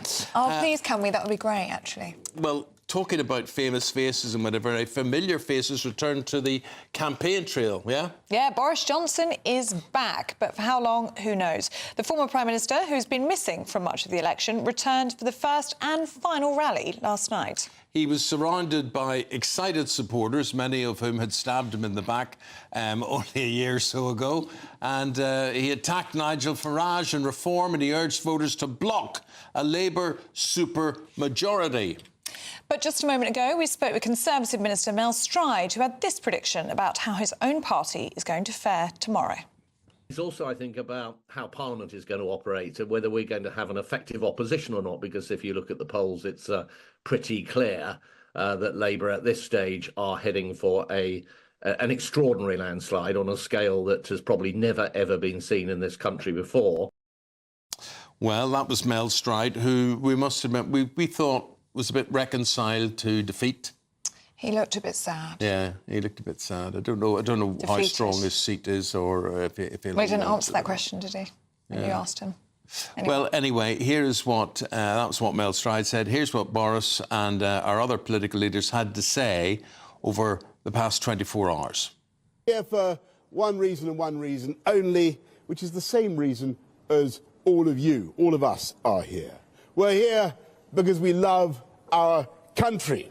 In both 2017 and 2019, Keir Starmer put his personal ambition ahead of our country's national interest. And that is just one of the many reasons that over the next 48 hours, we must do everything we can to stop him getting into number 10. The choice is stark: to continue with the same as we've had for 14 long years, which is not going to change, or to turn the page and start to rebuild our country with Labour. So if you want change, you have to vote for it. Change doesn't happen unless you vote for it. Let's take that out to every doorstep, to every voter. Let's get this over the line. Let's get that Labour government. Thank you so much for everything that you've done. We're the only party putting NHS and social care and carers right at the front of our election priorities. And yes, we've done it with a bit of fun, but we've also got a serious message. And there's another serious message to people trying to work out who they're going to vote for. People know it's only the Liberal Democrats who can beat the Conservatives. Okay, that's the latest of what's been going on. We were joined earlier in the programme. He's back again, the editor of Spiked Online, Tom Slater. Hello again, Tom. Good morning. And we say hello, good morning, and welcome to political commentator Theo Usherwood. Theo, what did you make of the Boris Johnson appearance? It's a significant intervention, but is it too late? Now, he does have that broad appeal across the Conservative Party. But why has it been tucked away? Well, I think it's actually quite a lot to do with Boris. You must remember that, of course, Boris Johnson won that 80-seat majority for the Conservatives in 2019. For many MPs, particularly those in the Red Wall in the north of England and the Midlands, they always felt that they owed Boris Johnson their seat. He was the one that won it. Now, the Tory party decided, for better or worse, to get rid of him back in a couple of years ago now, summer of 2022. And I don't think Boris has ever really... He may have forgiven them, but he's not forgotten. Why should he come back to help Rishi Sunak campaign throughout this election and try and save Rishi Sunak? He's come back for his party, no doubt about it, because, you've been speaking to Mel Stride. It's clear, the Tories are facing oblivion in this election, and he's come back to help them out and see if he can save a few seats. People will want some guidance on this, because they'll think, well, we thought we had an opinion of Boris Johnson, then we realised he has got a lot of star quality. Did we make a mistake? Did we not? People seem to forgive and forget very quickly. I just want to get a view from you and a view from Tom. So I think there are many voters out there who lent their vote to the Conservatives, and I use that word lent very carefully because they were Labour voters originally. They lent their votes to the Conservatives because they liked Boris Johnson. They voted for Boris Johnson. And I think what the party's now realised is that in order to... They've got Farage on the right, and of course they're under pressure from Labour as well, and Labour could win many seats that they won't win again because of the reform factor. But I think that, there is a feeling that Boris Johnson might just be able to save the Conservatives a few seats. And Boris Johnson thinks that he'll be able to save the Conservatives a few seats, and that's why he's intervened right now. But make no mistake, he's not here to save Rishi Sunak. He's here to save the Conservative Party. Well, I think in 2019, people voted for Boris Johnson, yes, but they also voted for Brexit, and they also voted against Corbyn. And I think the problem with Johnson was that he kind of didn't realise that they had lent him that vote, as you suggest, and therefore he had to deliver for them. He had to kind of reshape the country in the image of those Red Wall voters to bring the Tory party closer towards a working-class constituency that up until that point it hadn't really connected with, and he failed to do so. I think the problem is all of his successes since then have been hopeless. I mean, even if Boris Johnson was a flawed candidate who ultimately kind of, sowed the seeds of his own downfall, at least he had something, and at least he had a democratic mandate. Since then, the Conservative Party has let everyone and his dog lead it for a little while, and now we're left with Sunak, who doesn't really have any of the kind of policies or substance. He kind of just careens from one strange pitch to the other, but also has none of the charisma, so you're just left with a complete mess. But he has got Friday nights off. Right? So, what do you think? I mean, we have a lot of nights off. So that's the main thing. I look at this and I think, why even bring this up? Why try and think I'm like all you guys? I'm going to get some family time. What a great guy I am. What a lot of nonsense. How can you run the country and get Fridays off? This was an interesting moment this week because I think Keir Starmer, when he made these particular comments, it showed how much room there is for him to slip up. He is actually quite lacking in political nous, I think, sometimes. He sometimes blunders in to strange statements that we've seen over the campaign. Other examples being saying that I campaigned for Jeremy Corbyn because I thought he wasn't going to win, which doesn't make any sense to any people, and also says, so you were kind of misleading us then. You said he was going to be a great Prime Minister. Similarly with these comments about Friday nights, this is just not something you should say if you're campaigning to be the Prime Minister of this country, to hold highest office. It will strike people as you are basically going to part-time, even if it's seen as somewhat of a cheap attack line. Why would he give them such an open goal like that? But it is being described as a cheap attack line by senior Jewish figures who are angry at this, saying that a decision to target the culturally significant time of the week, Friday evening, when Keir Starmer's wife is Jewish, Victoria is Jewish, is ill-judged and deeply unfair, they say.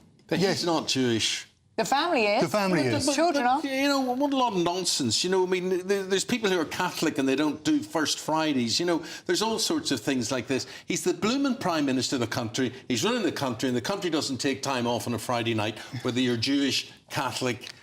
But can you imagine if somebody came in and said, well, a candidate to be Prime Minister came in and said, well, actually, I'd like Sunday morning to go to church. I'd like to go to church, I'd like to take my family to church, and so only ring me in an emergency because I'm going to be I'm Anglican, I'm going to be in church on a Sunday morning. You wouldn't do it, right? And anybody who attacked whether it be to be a candidate to be Prime Minister and they said they wanted to go to church, you wouldn't attack them for that. And I think there's a feeling that Keir Starmer's been very, very honest about and forthcoming about, the fact that Friday night is a special time for his family. It's when he has his in-laws round, his children being brought up in the Jewish faith. And I think that there's a feeling that actually the Tories know this, everybody in Westminster knows this, and he's not saying that he won't take a phone call from, whoever might need him in an emergency. He's just saying that he would like to try and safeguard some time to hold his family, and because he does that, his view is that he can be a better Prime Minister and a better leader and a better decision maker. To your point, though, I do take it, Tom, that actually you're in the middle of a campaign and you're sitting down for a nice, quiet chat with a radio presenter. It's a human chat. I'm not sure the timing's the best. I'd do it another time, do it much earlier in the campaign, or just do it as you realise there's a general election and you're trying to build up more, give the public more details about your personality. 3 days out from a general election doesn't seem the most sensible answer to give. The answer is, I realise the demands of the job. I'm just going to have to give it my absolute everything. Don't mention anything about taking time off. No, absolutely. I think it's just a reminder that Keir Starmer has, in a sense, got off quite lightly over the course of this campaign, because the lead has been so commanding, because everyone has assumed, understandably, that he is going to be the next Prime Minister. He hasn't really been tested that much. We've seen a few flare-ups of that over the gender issue, over his previous support for Jeremy Corbyn, the fact that he seems to have taken one position on many issues to win the Labour leadership and now seems to be taking diametrically opposed positions in order to try and win in the country. But at the same time, I don't think he has properly been subjected to that level of scrutiny. And I think what we've kind of started to realise is that in any other era, this man wouldn't really be considered ready for prime time, if you like. But it's because of the fact that the Labour Party had no one else really to look for, no one else credible, that he's there. But it's like that on both sides of this campaign, really. So here we are. We're into last day of campaigning, hustling, whatever it's called. What would you do if you were leading a party today? What have you got to do on this last day? Just hammer home the message. So if journalists like myself, if you're getting bored of what the leaders are saying, then the message is finally getting through. I think it was George Bush's campaign director who said that. You've just got to hammer home the message, and you'll hear more, I'm sure, from the Tories with the attack lines that worked. And you mentioned, of course, Starmer. The reason they've gone on that, continue to do this, is because they know that they've got a feeling that it's cutting through with voters who are concerned about it. You can hear, I'm sure, more about tax and fears from the Conservatives about a Labour government. I think from the Labour point of view, what they don't want to happen is for everybody to think, or Labour voters to think, it's all done and dusted. We can relax. We don't need to worry. We don't even need to vote for Labour. We can just vote for the Greens or the Lib Dems. But Labour need to instill that sense of urgency with their supporters and with their base that they need to go out and vote, because otherwise the result could come down to around 130,000 voters spread across key constituencies that could make the difference between a significant Labour win and actually it being much, much closer than expected. Tom? No, I agree with that. I think that's one thing that people don't realise. Previously, Labour had been piling up a lot of support where they didn't need it in the cities and so on. Now, this time around, their vote share seems to be very efficient, very kind of like spread across where they need it to be. So if those people don't turn out, that could be quite decisive for them. From the Tory party, it's not a great card to play because now all they've got to talk about is be careful what you wish for, be careful what you might end up with in the form of Keir Starmer. But I think that message is starting to resonate, which is we don't really know what this man stands for. He's taken so many different positions on so many different issues. Who has he been lying to? Was it the Labour membership? Is it you right now? I think that's quite a powerful message because it does speak to the fact that either Keir Starmer does believe in something and is telling you what it is, or he doesn't believe in anything. And neither of those two things are particularly positive characteristics. What do you believe in? Nailed on Labour win? Absolutely. I think it's just a question of how historic a route it will be for the Conservatives, essentially. Yeah, I agree with that. I think it's going to be a Labour win, but how many seats do the Tories end up with? Somewhere between 50 and 150. So I think there is quite a large margin of error still. OK. Gentlemen, thank you both very, very much indeed. Tom Slater from Spanked and Theo Usherwood, political commentator. Thank you both. Thank you. Now it's time for your weather with Annie. A brighter outlook with Box Solar, sponsors of weather on GB News.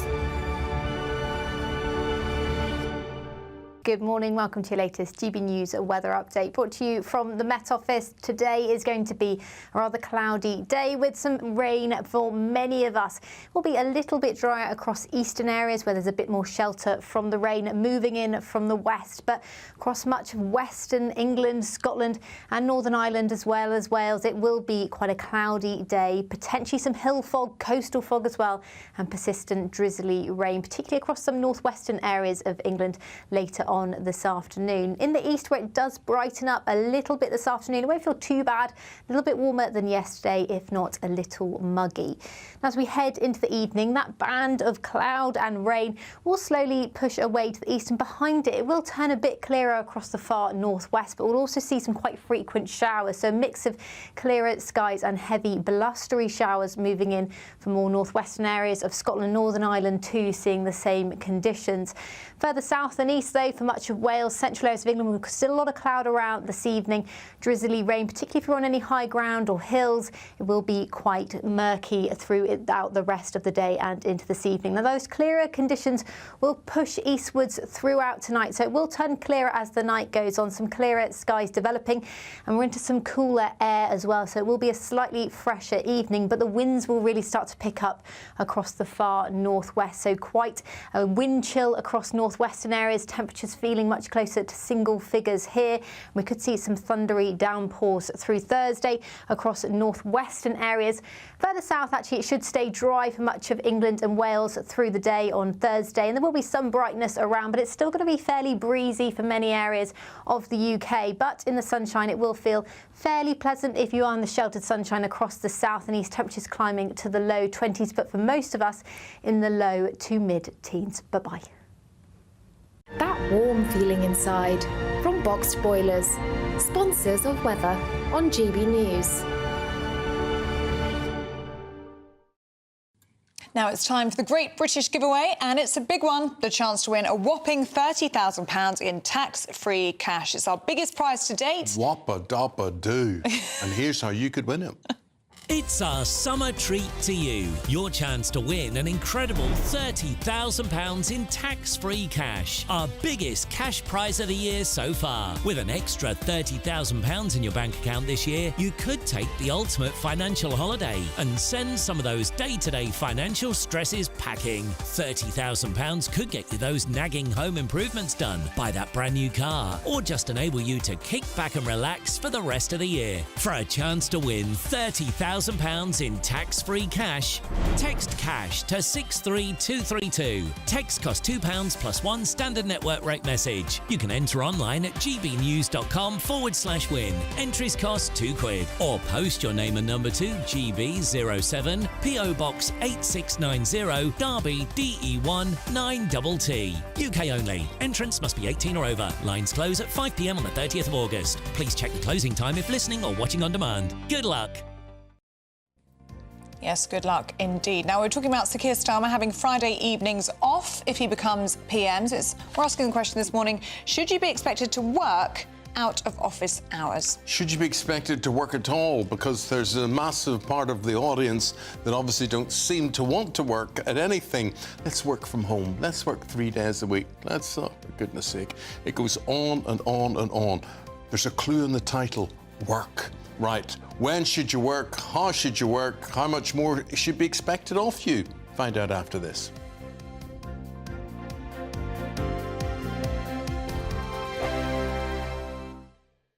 Hi there, I'm Michelle Dewberry and I'm going to take a second to tell you all about my show, Jubes & Co. We start off with the issues of the day. We then bring in both sides of the argument. We get rid of the disrespect. And then you throw me into the mix. And trust me, I'll tell it exactly how it is. And then, of course, the magic ingredient, you at home. We mix it all together and what have we got, in my opinion, the best debate show in town. Monday to Friday, 6 till 7 on GB News, Britain's news channel. Good afternoon, Britain. Your lunchtime update on the stories that matter across the UK. From breaking news and insightful analysis, inspiring stories and lively debates. You're comparing yourself to a former Prime Minister. Which is it? Stay informed, stay updated, stay entertained. I just don't know how anyone would not want to be there. Every weekday from midday. We are Good Afternoon Britain, only on GB News. Britain's news channel. Every Saturday, 10 till 12, we'll bring you all of the news that you need to know. We'll also remind you that there is so much to smile about. It's my favourite time of the week. I get to relax, enjoy some light-hearted stories, and let Ellie teach me about fashion too. That's Saturday Morning Live, every Saturday, 10 till 12. Only on GB News, Britain's news channel. In the GB newsroom, we bring you the news as it happens. With our team of dedicated journalists across the UK, GB News brings you accurate reporting of the day's topical agenda. When the news breaks, wherever and whenever it's happening, we'll be there. This is GB News. The People's Channel, Britain's news channel. Join me, Neil Oliver, every Sunday night at 6 p.m. on GB News. And if an hour is not nearly enough for you, go to gbnews.com for special extended episodes online every Friday at 9 p.m, where we can truly get into the nitty-gritty of what's going on. GB News, Britain's news channel. GB News is Britain's election channel. And when the big stories break, we're tackling them on Britain's newsroom. When we disagree, and we disagree a lot, it's even livelier than normal. We don't disagree that much. We do. His comedy, though, is revolting. I knew her, and unlike you. That explains Beverly Turner's temperament. It's a bit frothy in here, isn't it? You'll have one of me one day. Yeah, for dartball practice. Britain's newsroom on GB News. Weekdays, 9:30 a.m. GB News, the People's Channel, Britain's news channel. This election night, we're putting on a party. And you are invited. We'll be here with you. Following all the twists and turns. As well as all the live reaction from our election night watch party. With our GB News lineup. And as morning breaks, we'll be here with breakfast from 6 a.m. As it becomes clear who the winners and the losers really are. Vote 2024. Thursday, the 4th of July. Only on GB News. Britain's election channel.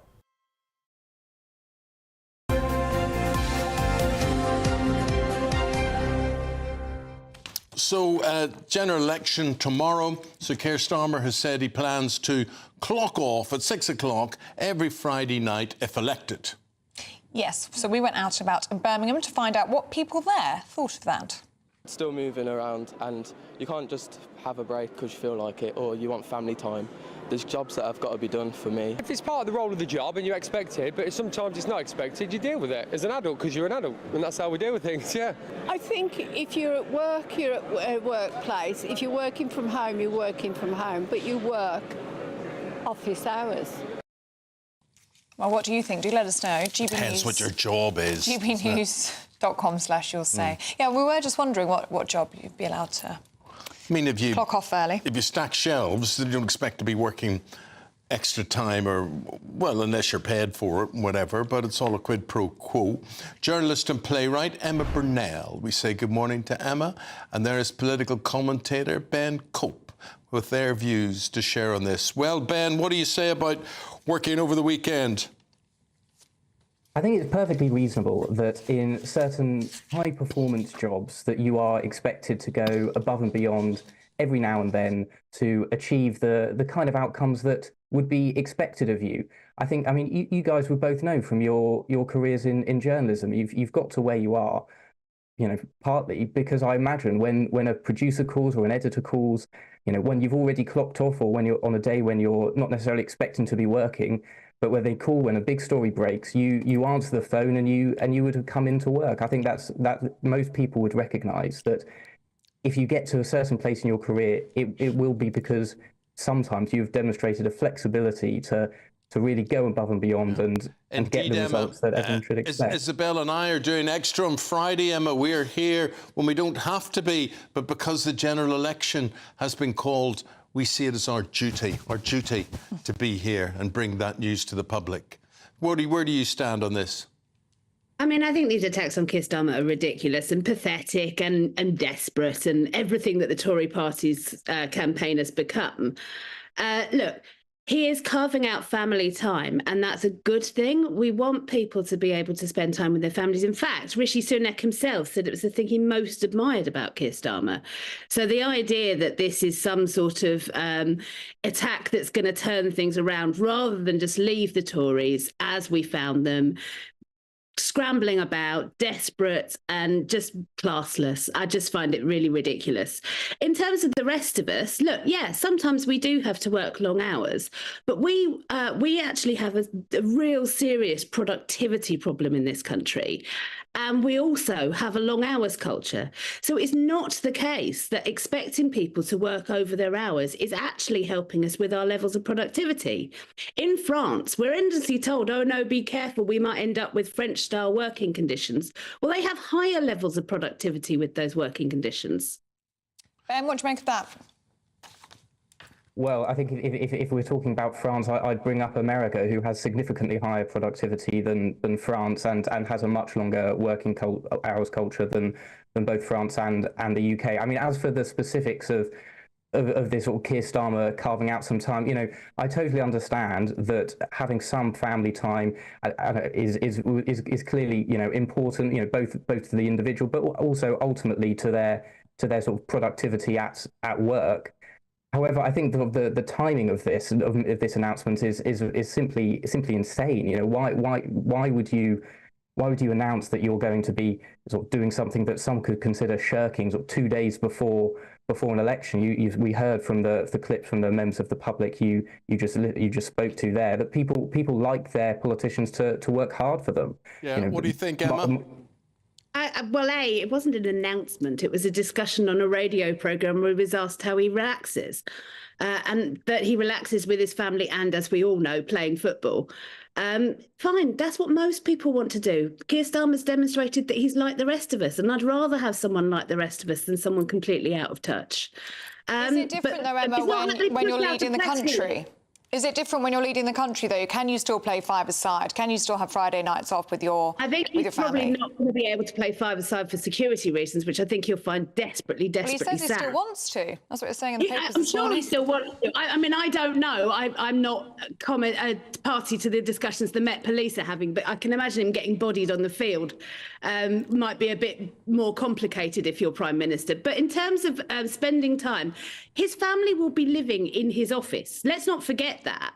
So going upstairs at 6 p.m. to have some time with his family doesn't stop him being able to be there by the I think mythological red telephone if he needs to be drowned into a high-level discussion. Look, it's interesting you're arguing this, Emma, because, there you are as an actor and a playwright and whatever. You've got to do unsociable hours. You've got to be available when the work's available. Sometimes you'll work, sometimes you'll not work, so you've got to take it while it's there.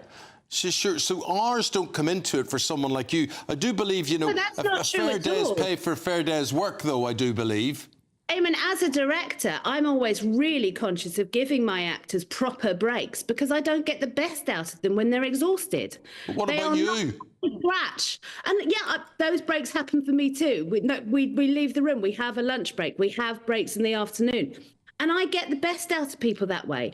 I'm a freelancer. I work the hours that I am contracted to work with any individual client. Sometimes those work hours will be at difficult times. I was working last Thursday evening until about 10 o'clock. But that was my choice as a freelancer, not imposed on me by an employer expecting me to work above and beyond my contract. And far, far too many employers are expecting us to do that now without proper recompense and Guys, without... Thank you both very, very much indeed. Very good hearing your arguments. And it's got people talking who are listening and watching at home. Thank you both very much indeed. So there you go. I mean, it depends. And imagine if you work in a career area that you love. I mean, that's fantastic. What I don't believe in is people being forced to work and not being paid for it. I don't agree with that at all. If you're working, fine, but be paid for doing it. Fair day's pay, fair day's work. That's what I think. But the idea of putting a limit on the amount of hours you do, people annoy me like that. People just annoy me. Oh, I don't work beyond 4 o'clock. I don't. No. I don't start before 9. No. You know. But often it doesn't work like that, does it? Like you on Friday, me today. Sometimes you just have to step up to the plate and do a bit more. But also, we usually enjoy it. Yeah. You know, well, we're lucky to enjoy what we do, I suppose. Yeah, we are very lucky. And whatever you do, remember, if you do something you enjoy, you will never work a day in your life. Remember that. Paul Coyte's never done that. Never worked a day in his life, but he's here next, talking to him. The latest GB News travel. Hello, good morning. I'm Andy Hilbert with the latest on the roads across the UK for a Wednesday morning. In Surrey, the southbound M23 all now clear. All lanes are open following that broken down vehicle from Junction 8 for the M25 to Junction 9 at Gatwick Airport. In Gloucestershire and Bristol, the eastbound M4, there's a lane closed on the exit slip road due to emergency barrier repairs at Junction 20 for the M5 at the Almesbury interchange. In Cumbria, the northbound M6, that's slow due to an earlier accident just after Junction 36 at Kirkby Lonsdale. And in West Lothian, the eastbound M8, the entry slip road is now clear following an accident at Junction 3 for Livingstone. In Edinburgh, the M90 south, a lane closure there.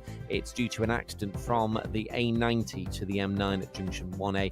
And also as well at the moment in London, in the Mottingham area on Court Road, it's closed due to a burst water main near to Middle Park Avenue this morning. Across the UK, for now, you're up to date.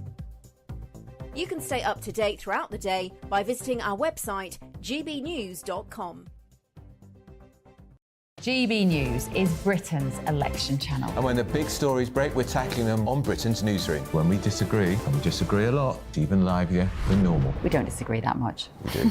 His comedy, though, is revolting. I knew her, and unlike you. That explains Beverly Turner's temperament. It's a bit frothy in here, isn't it? You'll have one of me one day.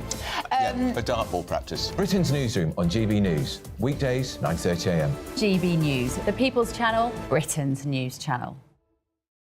Hi there, I'm Michelle Dewberry and I'm going to take a second to tell you all about my show, Jubes & Co. We start off with the issues of the day. We then bring in both sides of the argument. We get rid of the disrespect. And then you throw me into the mix. And trust me, I'll tell it exactly how it is. And then, of course, the magic ingredient, you at home. We mix it all together and what have we got, in my opinion, the best debate show in town. Monday to Friday, 6 till 7 on GB News, Britain's news channel.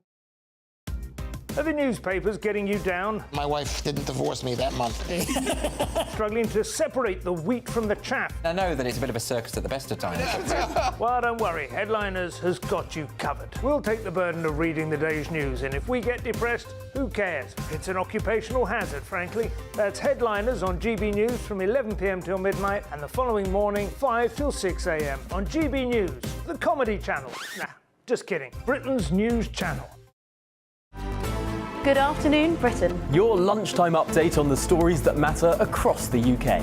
From breaking news and insightful analysis, inspiring stories and lively debates. You're comparing yourself to a former Prime Minister. Which is it? Stay informed, stay updated, stay entertained. I just don't know how anyone would not want to be there. Every weekday from midday. We are Good Afternoon Britain. only on GB News. Britain's news channel. This election night, we're putting on a party. And you are invited. We'll be here with you. Following all the twists and turns. As well as all the live reaction from our election night watch party. With our GB News lineup. And as morning breaks, we'll be here with breakfast from 6 a.m. As it becomes clear who the winners and the losers really are. Vote 2024. Tomorrow night from 9:55. Only on GB News. Britain's election channel.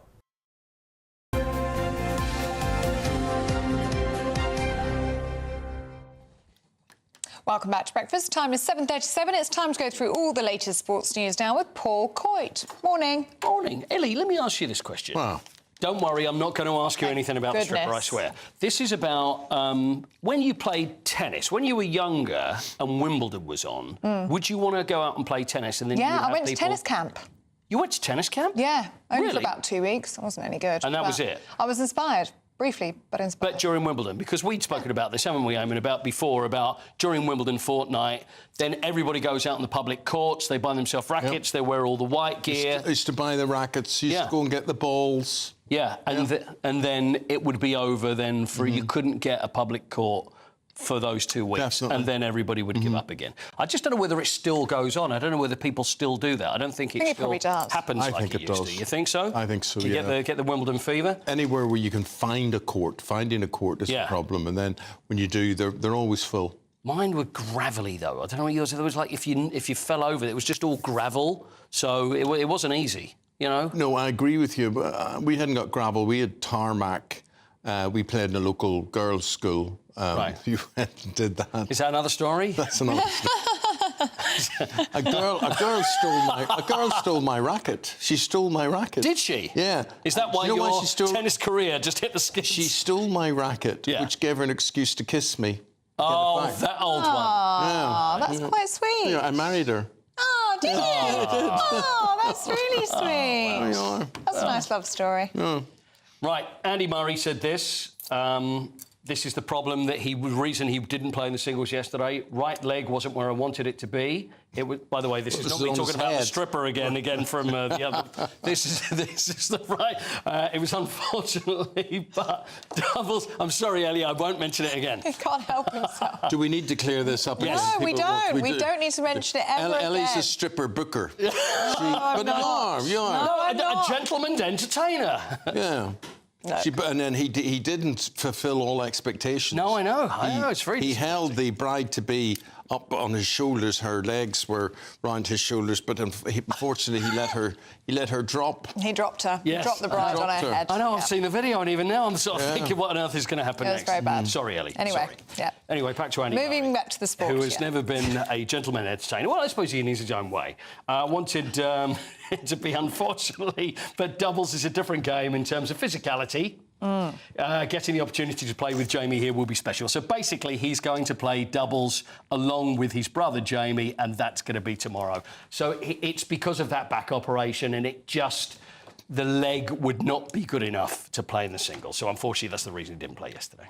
I think doubles is difficult to play, but it's obviously different to play, and he feels it doesn't put as much strain on him. But if he's got one good leg, if he could just stay on that side of the court, then maybe he's going to be OK. That might be exactly what he's going to do. Yeah. So when they usually swap over, he'll say, no, actually, I'm going to stay on this side. I tell you, Jack Draper is the man that's filling his shoes, though, now. He's only 22 years old. Jack won an ATP title, and he played. It was almost like an Andy Murray match last night. It went on until about 9 o'clock. He's the British #1. It was a 5-setter against Swede Elias Eamonn. He lost the first set, went on to 5 sets. So it's just like Andy Murray would be at Wimbledon. The crowd was behind him. Looks like he's going to lose. Then he turns it round. So it has everybody on the edge of his seat. But he is a terrific player. So he's the next cab on the rank after. Can I just talk about somebody who's terrific at what they do? And his name's Andy McDonald. Yes. And he's 50 years of age. Yes. And he's going to make an Olympic debut as the oldest skateboarder. And that's going to happen in Paris. He doesn't look 50, to be fair. Do you not think so? No. He looks like a tennis player, doesn't he? But then he's got that skateboard chic. Andy he's, as you say, he's 50. He is, I think, essentially American, but he's got He's got an English father. So he lives in California. So he's going to be competing. I think he's the first... He's British. Male, yeah. So he's essentially British. His father's British, so we'll take him, you know. Yeah. So he's going to be in the Olympics alongside Sky Brown, who's 15, Lola Tambling, who's 16, and Andy, who's 50. He's 50. So he is an amazing skateboarder. He's got the record for the most X Games medals. Turned pro in 1994. He's a clean living, no drinking, no partying, no smoking, no tattoos. It could be related to you and me. It could be. Without the skateboarding, it could be just like us. But like you, he is the master of the half-pipe vert ramp. That's his thing. That's his thing, a half-pipe vert ramp. Yeah, half-pipe vert ramp. How's your vert ramp? Really good. It is, yeah. I'm proud of myself. Yeah. Oh, that's good. It's the half-pipe I'm worried about. OK, mate, thanks very much. By the way, we're going to have him on the show at 6:30 tomorrow morning. Are we? Live from California, yeah. So I'm very much looking forward to that. Oh, great. We're going to compare half-pipes. That's brilliant, brilliant. Well done, well done. Okay. Thanks very much, my friend. We've got to break off because we're going to bring you the newspapers with Rennie Hunterkamp and Norman Baker with those next.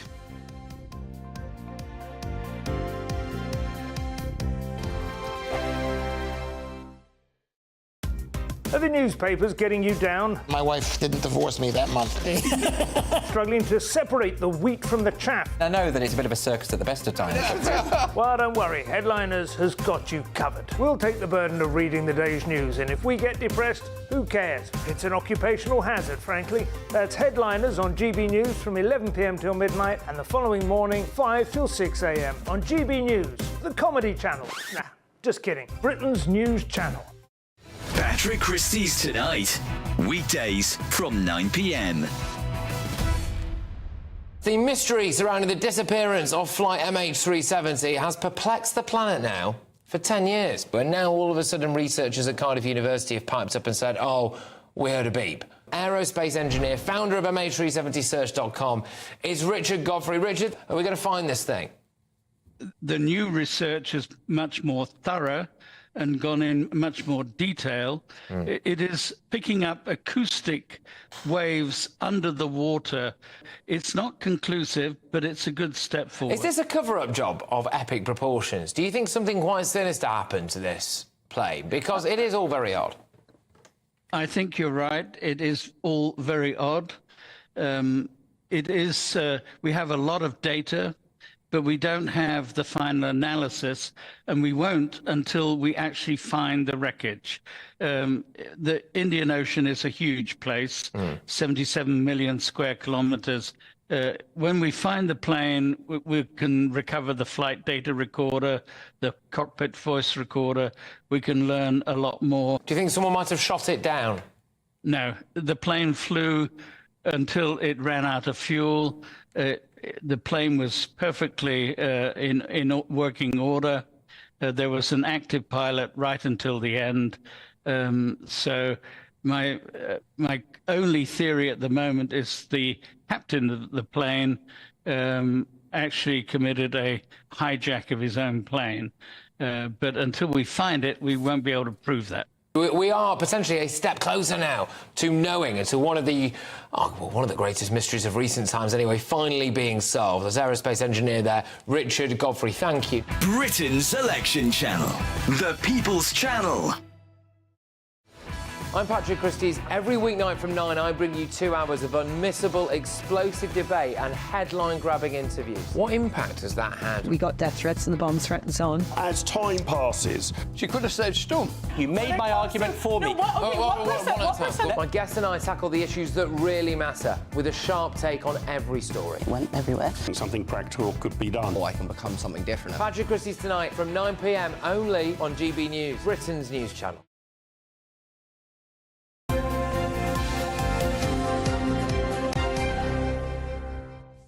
Welcome back to Breakfast. Time is 7:46. We're going through the papers now with Norman Baker and Dr. Renee Hunterkamp. Very good morning to you both. Norman, let's start with you, shall we? In The Guardian, this is about private rents climbing to record highs. This is a really worrying issue, I think, because this is actually evidence of what I've thought was happening anyway. But we're talking about the average rent in London now being £2,652 a month. Well, I don't know who's earning money to pay these rents. I mean, that's what's that, £30,000 a year or something. It's a huge amount of money. Is that right? That's if it's the average in London, 2,652 30,000 by 12, and outside London it's 1,316. Even that's quite large. And what's happening is there's a shortage of private rented accommodation. The rents have gone up. The landlords aren't always very happy, and we're ending up with people spending a huge proportion of their wages just on surviving. Well, if it's a huge proportion of their wages and they can afford it and they're living in really nice accommodation, who's to criticise? It's the landlords who are renting out stuff to people that are below standard, they're substandard, there's mould on the ceilings and all sorts of things like that, and poor people are having to live in those conditions. Yes, and that's absolutely disgusting as well. But there's a flip side to this as well, that the reason this has gone up is because the Tories changed the tax regimes on rental properties, loads of landlords left the market. Now, Labour are saying they're going to make it even harder for landlords to evict people. Well, I can tell you from experience, I have been going through the paralysed court system for the last 2 years to evict a tenant that has smashed up my flat that I let him have at half rent because I felt that he needed a help in life. It's taken 2 years. I still haven't got him out. And when he is out, I'm going to sell it. I've had enough. And this is what's going to happen. It couldn't be harder. If you're a good landlord, you should also be protected by the law. Why don't you just get some friends or phone up some people? Because I'm a nice person. Well, I wouldn't be a nice person. Well, I wouldn't be. And then I'd say... You'd be going round there. I wouldn't have nothing to do with it. But the point is, they would be out and they wouldn't be back in again, and they can do all they want to appeal to get back in again. But the point is that landlords need protection too. If we want properties on the market, which is what we need, to good lower landlords. Rents, good landlords, we need. So we need some protections for both people. Those poor, people who are renting in disgusting, circumstances where people are just making money, but also to protect the landlords. And I don't think that's going to happen. I think this is going to get worse. Rents are going to go up. Rents will go up, and I think the problem that Rennie's identified is also a legitimate one. And part of the problem is that it's almost impossible to get on the housing ladder to buy. And the houses that are being built, certainly in my part of the world, are 3- and 4-bedroom houses which are no way meeting local need. I don't know who's going to buy them, but they're not local people who want to stay in the area. So you're saying they're offering 4-bedroom detached houses and whatever, and what you need is a 2-bedroom... Or even some flats. You need something which people can get on the ladder. In London, it's just flats they're building. They all look the same, these tiny little flats built by big developers, built like cardboard. No wardrobe space. Yeah, no space, no garden. I remember going to see a flat once, and the estate agent, I said, but there's no wardrobe space in here. The walls were curved, right, as well. I says, where would you put a wardrobe here? And she went... Oh, you see, today's renters, they don't want wardrobes. They don't want... I said, oh, what a lot of nonsense, That is a lot of nonsense. No, it is pretty bad. But there is another scandal here which we haven't talked about, and that is the lack of social housing. Yes. It's an absolute horror. It's actually, I think, morally reprehensible. It's a sin. I believe in council housing, and I think it's... Mrs Thatcher sold off council houses. I didn't mind that particularly, but what should have happened was that the council should have been enabled to use the money they got from the sale to build more council houses, and they weren't. They were stopped from doing that. I was a council leader at the time. I wasn't allowed to do that. Who stopped them doing that? The government did. The government wouldn't allow councils to use the money from sales to build new council houses. You had to use it to pay off debt. That was Mrs Thatcher's rule. But the flip side of this is, if every 5 years we have arriving on our shores, both legally and illegally, the city of Birmingham, we have in London more than 50%, I think it's just about 50% of all social housing is given to people who are not born here. We've got to look after our own first, and we've got to stop these numbers. If we were sitting here and you would have an argument coming from somebody saying, but these people have fled horrors and wars and all sorts of things, I just don't see why this is our problem. No, I agree. And it should be our problem if everybody in this country was living in a home that was suitable and they were happy with, and they had a good job earning good money, then fine, let's reach out to the rest of the world. But until we've done that, can we please turn our sight on people here? We've got 20,000 veterans sleeping on the streets. Yeah, we have got a big homelessness problem. And you see it around. It's embarrassing, actually, I think, for this country to see how many people are sleeping homeless, and they're very tragic for them as individuals, of course. But I don't know how these politicians from all parties get away without challenging, tackling and putting right real needs like social housing. They just don't go near it. Well, they don't. I mean, as much as they should do, that's certainly true. But it's interesting, when we had COVID, there was a determined effort by the government to get people off the streets for health reasons. And they did it overnight. And they did it. And the streets were clear of homeless people. They were properly housed. They They can do it then. Why can't you do it? But the other issue is, I drive past every day in North London, where I live, a hotel which is given over to migrants. And those people all have a bedroom and a bathroom of their own en suite. I have got young mothers who are my patients who are living in houses of multiple occupancy where they have to share a kitchen and a bathroom with who knows who, and they put their children at risk. Again, we are giving people who weren't born here, who've never paid any tax, better accommodation than our own. Now, we've got 2 minutes left. Dr. Renee, I just wanted to ask you about Lucy Letby. She's been found guilty of attempting to kill another baby. Yes. I mean, I think this is probably just one more in a line of many. These poor parents, this poor child did die 2 days later. Who knows whether what Lucy did to this child actually accelerated its death? It was a very premature baby. I think what upsets me... She pulled out the breathing tube. She did. Yeah. But what upsets me about the Lucy Letby story is she maintains her innocence, and the families have to live with that. And there are plenty of people out there who are fighting with her, saying she's innocent. She isn't. The evidence was overwhelming. 2 juries now have found her guilty, and she should rot in jail. Norman? Well, I mean, yes, she's been found guilty, and that's the end of it. And I don't understand how people can say that black is white and up is down. I mean, it's quite clear what the situation is in this particular case. I mean, people argue the Earth's flat. I mean, there's no evidence the Earth's flat. There's plenty of evidence it's not flat, so why do they still believe that? The best tweet I ever saw was that the Flat Earth Society has offices around the globe. 7 deaths now attributed to Lucy Letby. Guys, thank you very much indeed. See you again in 40 minutes' time. Thank you very much indeed. Thank you. We're going to go out and about. We're going to find out what the weather is going to look like today on this Wednesday. Annie Shuttleworth. That warm feeling inside from Boxed Boilers, sponsors of weather on GB News.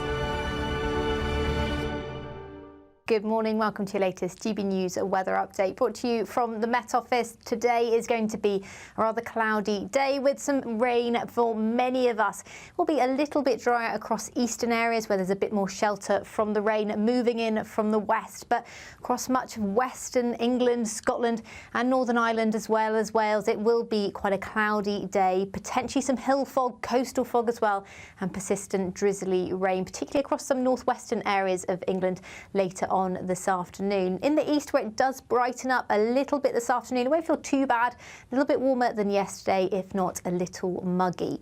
Now, as we head into the evening, that band of cloud and rain will slowly push away to the east, and behind it, it will turn a bit clearer across the far northwest, but we'll also see some quite frequent showers, so a mix of clearer skies and heavy blustery showers moving in from more northwestern areas of Scotland, Northern Ireland too, seeing the same conditions. Further south and east, though, for much of Wales, central areas of England, we've still a lot of cloud around this evening. Drizzly rain, particularly if you're on any high ground or hills. It will be quite murky throughout the rest of the day and into this evening. Now, those clearer conditions will push eastwards throughout tonight, so it will turn clearer as the night goes on. Some clearer skies developing, and we're into some cooler air as well, so it will be a slightly fresher evening, but the winds will really start to pick up across the far northwest, so quite a wind chill across northwestern areas. Temperatures feeling much closer to single figures here. We could see some thundery downpours through Thursday across northwestern areas. Further south, actually, it should stay dry for much of England and Wales through the day on Thursday, and there will be some brightness around, but it's still going to be fairly breezy for many areas of the UK. But in the sunshine, it will feel fairly pleasant if you are in the sheltered sunshine across the south and east. Temperatures climbing to the low 20s, but for most of us in the low to mid-teens. Bye-bye. Looks like things are heating up. Boxed Boilers, sponsors of weather on GB News.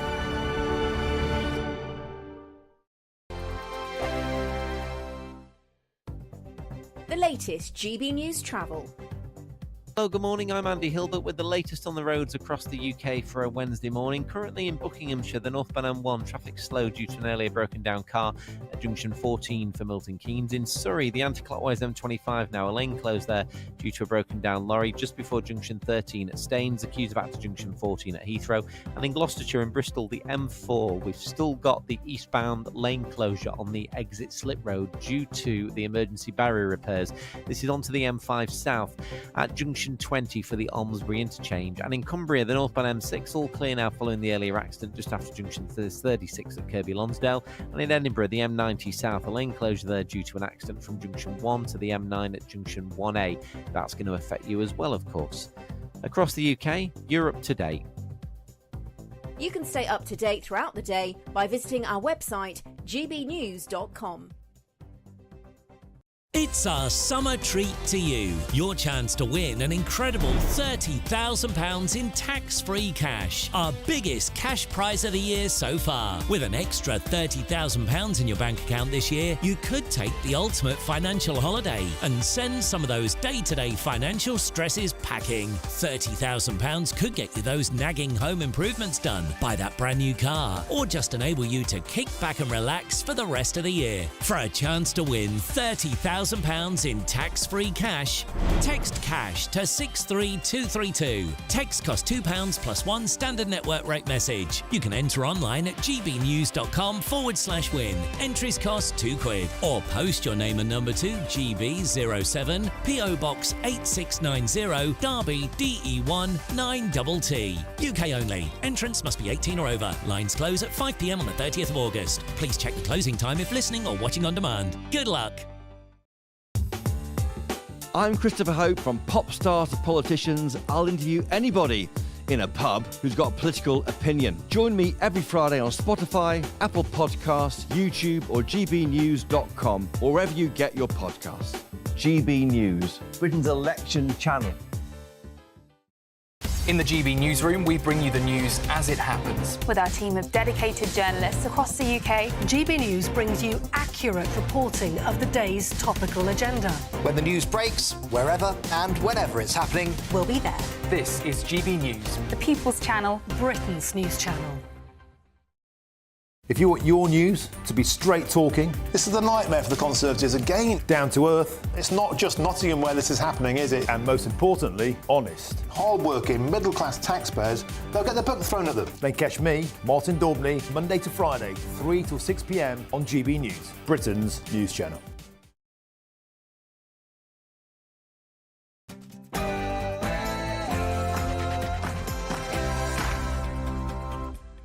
Hello, a very good morning to you. We are in the last day of canvassing, 24 hours to go, and Boris is back. Yes, rallying Conservative voters to stick with the status quo. Johnson warns it's not too late to stop Labour's supermajority. Not therefore the height of insanity, if these polls are right, that we are about to give Labour a supermajority. But the good news ends there for the Conservatives, with final polls pointing to an expected wipeout. Sir Keir Starmer vows to restore hope as he promises to make the country feel like Britain is back in his final pitch. And happy birthday, Edinburgh. The Scottish city celebrates its 900th anniversary today during the King's annual Holyrood Week. And it only seems like yesterday that Edinburgh was 875. And in the sport, Andy Murray pulled out of the Wimbledon singles yesterday, but he does still intend to play doubles with his brother Jamie. The new Andy Murray, well, Jack Draper did an Andy Murray on centre court last night with a topsy-turvy five-setter, and he won. And the quarter-finals for the Euros are now complete, get underway on Friday after Turkey beat Austria and the Netherlands thrashed Romania. Good morning. It's staying rather changeable through the rest of the week, and it could be quite a windy day on Thursday, but you can find out all the details with me a little later on. 1 minute past the hour of 8 o'clock. A very good morning to you wherever you're watching or listening from. I'm Eamonn Holmes. And I'm Ellie Costello, and this is GB News Breakfast.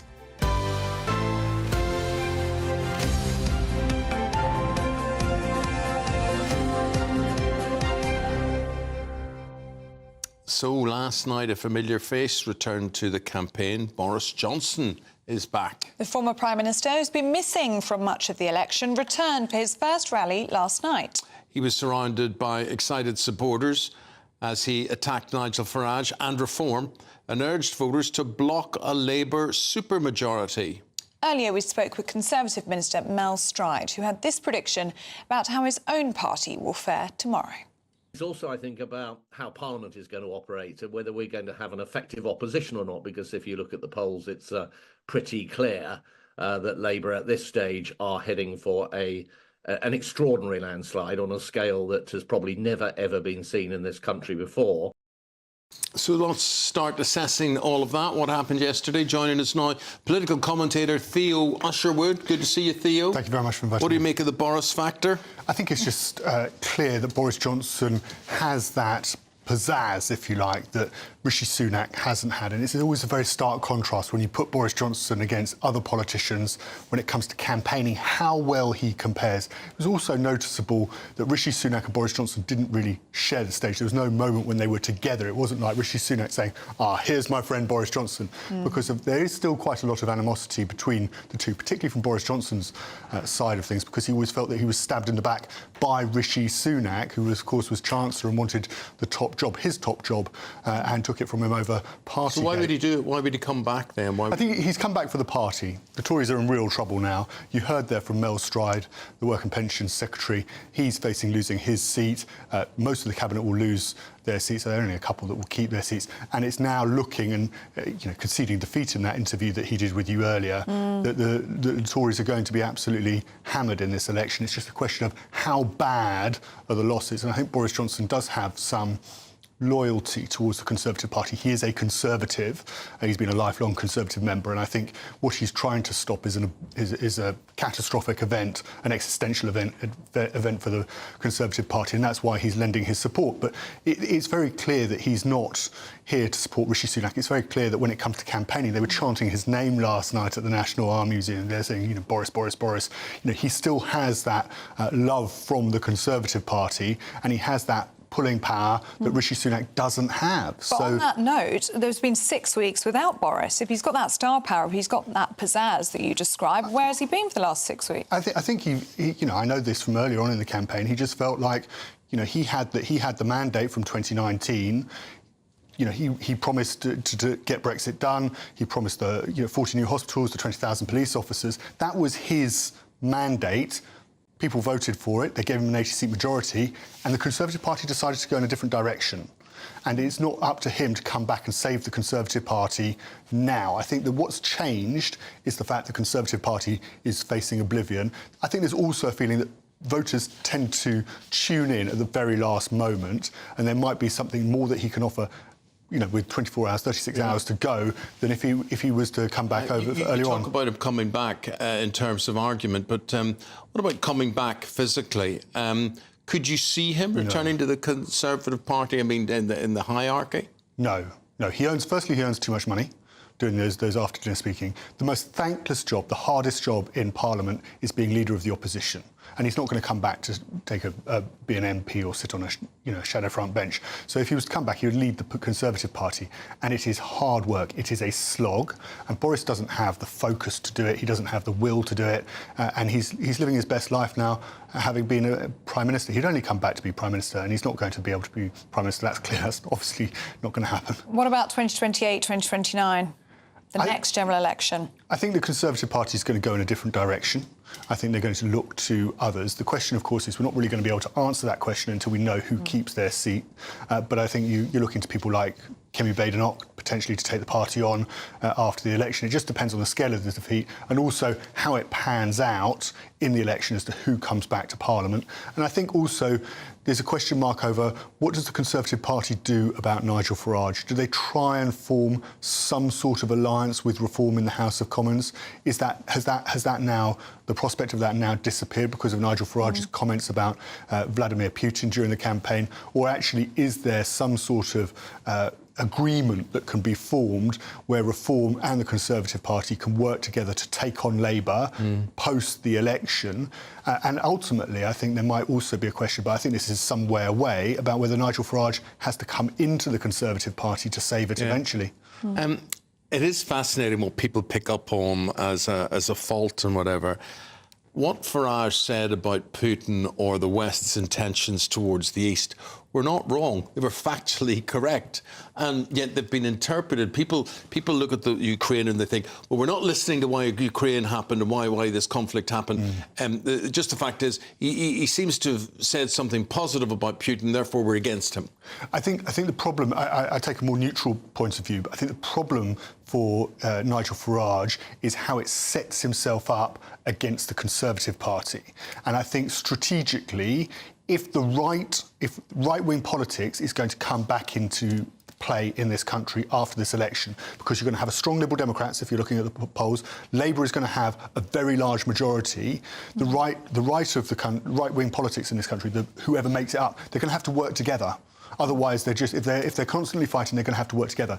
And I just think that the comments about Vladimir Putin put a dividing line into that framework, if you like, of how the politicians on the right of the country work together, because there is a divide about it. The Conservative Party under Boris Johnson, Rishi Sunak have taken a very strong line against Vladimir Putin. They have not gone down the route of saying, well, we need to find some sort of deal with Vladimir Putin if it involves Russia carving off part of Ukraine. And I think strategically it almost shot himself in the foot for conversations that need to be had after the election about how Nigel Farage and the Conservative Party cohabit the right of British politics. Well, Boris Johnson calling Nigel Farage last night a Kremlin crawler and the Reform Party Putinistas. Do you think there'll be questions, Theo, next week about our electoral system? Obviously, depending on how well Reform perform tomorrow, but this Survation poll that came out last night said they're likely to be the third most voted for party, but are only going to get a handful of seats. I think it's not in the interest of the Conservative Party and it's not in the interest of the Labour Party to change the system. And of course they're going to, and it would require legislation in the House of Commons. But if you look at, depending on how Reform poll in this election, then it may well be the case that if you were to change the system to proportional representation, where you divvy up the seats according to the vote share after any election, they can end up with 100+ seats. And that completely changes the game. And that is not in the interest of Keir Starmer, and it is certainly not in the interest of the Conservative Party. OK, Theo, thank you very much indeed. Theo Usherwood is a political commentator. Thank you very much. And nothing's going to happen that's going to derail Labour. The lead's too big, isn't it? I think the lead is too big, but I think there are real questions as to what happens, how big the lead is. What is the Conservative Party reduced to? I say this impartially. Good governments happen when there is a decent opposition.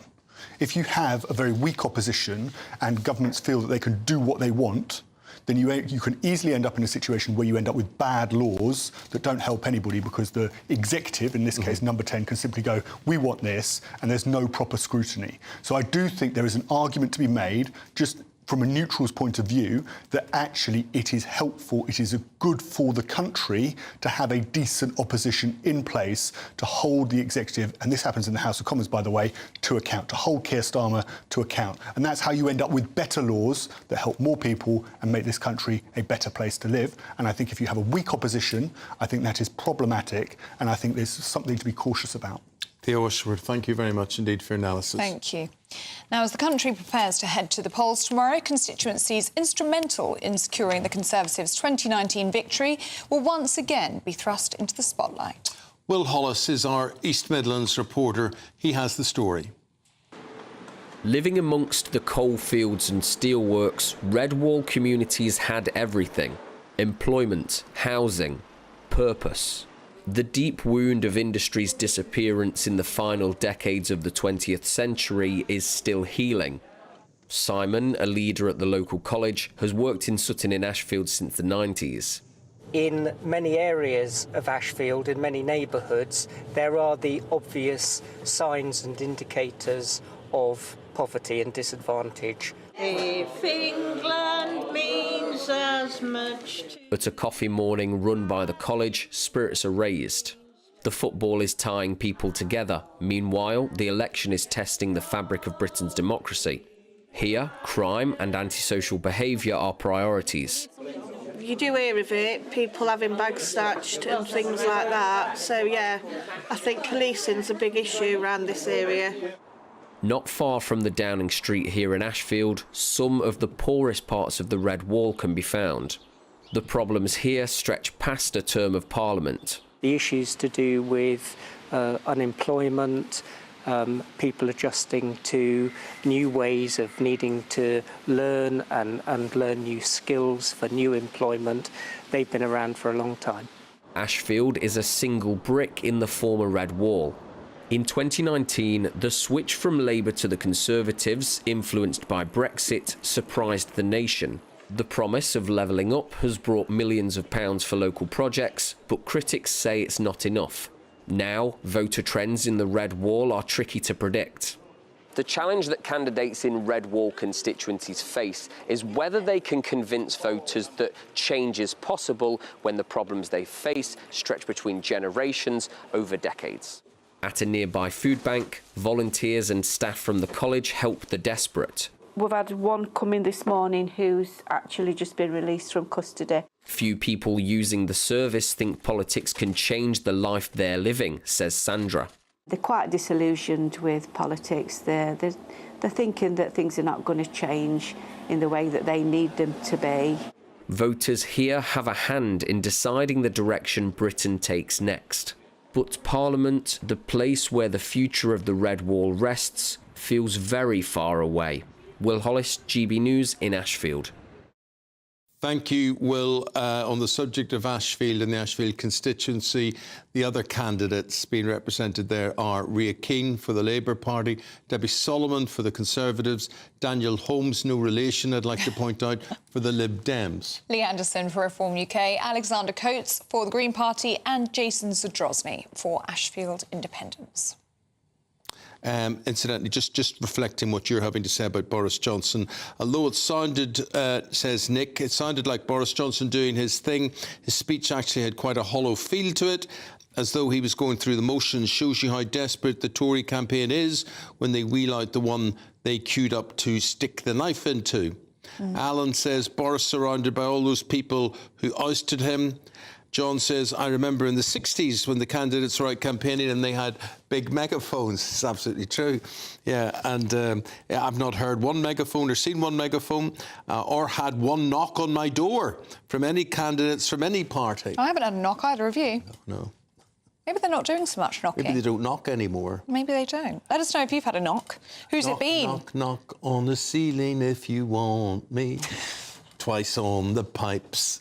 If the answer is no. I don't know any of these songs. Do you not? Where's that from? I don't know. You see, what happens to me is the words come into my mind, but I can't remember the song. No, I think it's called Knock Three Times. OK, that would make sense. And it was probably from the early 70s or something like that. The King and Queen will take part in the... I'm laughing here because it's written, will partake. Who in modern day, 2024, UK, uses a word like partake? Yes. Anyway, they're taking part in the ceremony of the keys in Edinburgh. It's part of Holyrood Week and a celebration of the city's 900 years of history. Yes, but you might be wondering what exactly happens at the ceremony of the keys and what else will the royal duo get up to in Edinburgh? Well, that's a very good question for GB News royal correspondent Cameron Walker, who hopefully has all the answers for us. What can we expect to see today, Cameron? Good morning, Ellie and Eamonn. I'll try and not use the word partake, but what I will say is that the King and Queen have been incredibly busy here yesterday when they arrived in Edinburgh, the capital of the King's most ancient and hereditary kingdom of Scotland. And that's what the ceremony of the keys was all about yesterday, the official civic welcome by the Lord Provost of the city inside the gardens of the Palace of Holyrood House. I was very lucky to be inside the garden to witness that event, including, and there was lots of military families and special guests as well, and military bands on display. The King also held an investiture as well as a garden party with 8,000 1,000 guests, and he tried to meet as many people as possible. Reportedly, he asked to stay a lot later than he was actually scheduled to be there, so he could meet lots more guests at that garden party. And luckily, the weather held off, because last year was a little bit of a washout, and he was helped along the way by the Duke and Duchess of Edinburgh and Queen Camilla. Queen Camilla also held a separate literary festival inside the palace too. But today, all eyes are on the building behind me. That's St Giles Cathedral, just halfway up the Royal Mile. You may just be able to see over my shoulder the red carpet quite literally being rolled out for the royal family's arrival later on today. We're expecting the King, the Queen and Prince William, among others. Prince William, of course, known as the Duke of Rothesay rather than the Prince of Wales when he is in Scotland. We're not expecting the Princess of Wales. Of course, we know she's still undergoing preventative chemotherapy, but it's a special day particularly for the Queen and Prince Edward, Duke of Edinburgh, because they are officially becoming members of the Order of the Thistle. That is the greatest order of chivalry in Scotland, and it was the King, during a private ceremony earlier, who invested or appointed both the Queen and Prince Edward as members of that order in a private ceremony. But the formal installation happens here at St Giles Cathedral in front of many specially invited guests, and of course Prince William, as I said, will be here as well. Now, we know we're in the middle of a general election period, or very close to the end of it now, and Buckingham Palace said when the election was announced that no engagements undertaken by members of the royal family would distract from the election. But the Order of the Thistle is something that's in the King's personal gift, so it has no interference from Parliament, Downing Street, or indeed the government. It is purely up to the King who he appoints. And alongside the Queen and the King, he's also appointed forensic anthropologist Baroness Sue Black, lawyer Baroness Helena Kennedy, and Scotland's first black professor, Sir Geoff Palmer, as well. Now, following the service here today, there's a big celebration at Edinburgh Castle, the other side of the Royal Mile, so just in front of me, for Edinburgh's 900th anniversary celebrations. But this is a very slimmed down royal week, because the King's going to have to hotfoot it back to London in time for Friday to be in Buckingham Palace to appoint his new Prime Minister, whoever that may be. Yeah, gosh, never thought of that. That's a fair point, Cameron. Thank you very much indeed. Yeah, busy old boy, the Well, it's going to be a busy week, isn't it, for the King? OK. Let's have a look at some of the other stories that you're waking up to on this Wednesday morning. Hurricane Beryl, the death toll from it has risen to 7 after it tore through Grenada and Venezuela overnight. It is now expected to generate a life-threatening storm surge and dangerous winds as it heads towards Jamaica and the Cayman Islands. The rapid intensification of the storm so early in the year has sparked fears of a particularly bad hurricane season. Yeah, it's June, and you wouldn't normally expect to see those until October. What you're seeing there is Lucy Letby. She's been found guilty of attempting to murder a premature baby, known in court as Baby K. The case was first examined by a jury last August. A verdict couldn't be reached and a retrial was ordered. In a statement, Baby K's family said that justice had been served after a long and torturous trial.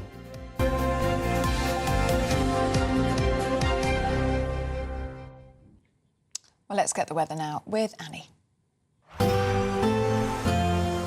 A brighter outlook with Box Solar, sponsors of weather on GB News. Good morning, welcome to your latest GB News weather update brought to you from the Met Office. Today is going to be a rather cloudy day with some rain for many of us. It will be a little bit drier across eastern areas where there's a bit more shelter from the rain moving in from the west, but across much of western England, Scotland and Northern Ireland as well as Wales, it will be quite a cloudy day, potentially some hill fog, coastal fog as well, and persistent drizzly rain, particularly across some northwestern areas of England later on this afternoon. In the east, where it does brighten up a little bit this afternoon, it won't feel too bad, a little bit warmer than yesterday, if not a little muggy. As we head into the evening, that band of cloud and rain will slowly push away to the east, and behind it, it will turn a bit clearer across the far northwest, but we'll also see some quite frequent showers, so a mix of clearer skies and heavy blustery showers moving in from more northwestern areas of Scotland, Northern Ireland too, seeing the same conditions. Further south and east, though, for for much of Wales, central areas of England. Still a lot of cloud around this evening. Drizzly rain, particularly if you're on any high ground or hills. It will be quite murky throughout the rest of the day and into this evening. Now, those clearer conditions will push eastwards throughout tonight, so it will turn clearer as the night goes on. Some clearer skies developing, and we're into some cooler air as well, so it will be a slightly fresher evening, but the winds will really start to pick up across the far northwest, so quite a wind chill across northwestern areas. Temperatures feeling much closer to single figures here. We could see some thundery downpours through Thursday across northwestern areas. Further south, actually, it should stay dry for much of England and Wales through the day on Thursday, and there will be some brightness around, but it's still going to be fairly breezy for many areas of the UK. But in the sunshine, it will feel fairly pleasant if you are in the sheltered sunshine across the south and east. Temperatures climbing to the low 20s, but for most of us in the low to mid-teens. Bye-bye. That warm feeling inside from Boxed Boilers, sponsors of weather on GB News. Well, it's time now for the Great British Giveaway, our very own little treat from us to you, and it's a chance to win. How much? Yeah, well, it's not so little, actually. It's £30,000 in tax-free cash, our biggest one to date. Yeah, it is our biggest prize to date, and here's how you could have it. It's our summer treat to you. Your chance to win an incredible £30,000 in tax-free cash. Our biggest cash prize of the year so far. With an extra £30,000 in your bank account this year, you could take the ultimate financial holiday and send some of those day-to-day financial stresses packing. £30,000 could get you those nagging home improvements done, buy that brand new car, or just enable you to kick back and relax for the rest of the year. For a chance to win £30,000 in tax-free cash, text cash to 63232. Text costs £2 plus one standard network rate message. You can enter online at gbnews.com/win. Entries cost £2. Or post your name and number to GB07 PO Box 8690 Derby DE1 9TT. UK only. Entrance must be 18 or over. Lines close at 5 p.m. on the 30th of August. Please check the closing time if listening or watching on demand. Good luck. Ella's just given me a mint. I'm not sure if I needed a mint, but I got one anyway. I haven't seen. They're nice. I'm obsessed. I've always got a mint. Sugar-free mints. Yep. Yeah, very good. I'm glad you're enjoying them. Same colour as your dress. Yeah, look at that. Always coordinating. It's actually accidental. I had no idea. Thank you very much. Now, up next, today's the last day, and then tomorrow's the voting day and all that sort of thing. We have two voters, two of you, who still haven't made your minds up. We're going to meet them next.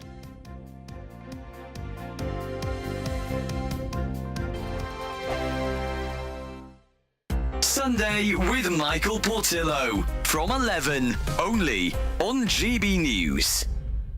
Welcome back. Stefan Kyriazis has, as ever, been to the theatre and saw one of the most successful performers of the modern age, one who has made his name in different genres on television and is always a magnetic presence on the stage. About whom are we talking, Stefan? We're talking about James Corden at the Old Vic for The Constituent and its Traverse staging. So audience on either side, and it's a fantastic experience. But also it's been done this time to bring everything in a lot and make it quite intimate, because you just have one simple set. It's just a table, office space. This is a new play by Joe Penhall, and it's addressing very, very current issues of safety, especially for people in public service. Doctors, nurses, teachers, and of course, as you know, politicians that are at risk and being attacked. So we have Joe Cox, Sir David Ames, and we have politicians talking about cancelling their surgeries, not wanting to appear in public, teachers being threatened. And James Corden plays an ex-serviceman who is going through a difficult divorce, dealing with a lot of PTSD, also feeling very much like fathers are overlooked, and he wants to fight for their rights. And an old school friend is a local MP, played by Anna Maxwell Martin. And he goes in to start talking to her, and it starts off quite chummy and jovial, and then it darkens and darkens. He gets quite aggressive and frustrated. She wants to help. She's an absolute idealist. This politician sense of we don't choose who we work for. You know, we are here by duty to work for everybody in our constituency.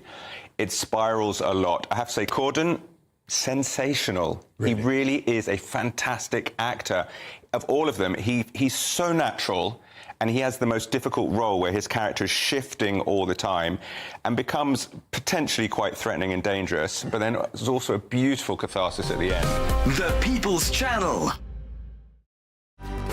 Good afternoon, Britain. Your lunchtime update on the stories that matter across the UK. From breaking news and insightful analysis, inspiring stories and lively debates. You're comparing yourself to a former Prime Minister. Which is it? Stay informed, stay updated, stay entertained. I just don't know how anyone would not want to be there. Every weekday from midday. We are Good Afternoon Britain, only on GB News. Britain's news channel. This election night, we're putting on a party. And you are invited. We'll be here with you. Following all the twists and turns. As well as all the live reaction from our election night watch party. With our GB News lineup. And as morning breaks, we'll be here with breakfast from 6 a.m. As it becomes clear who the winners and the losers really are. Vote 2024. Thursday, the 4th of July. Only on GB News. Britain's election channel.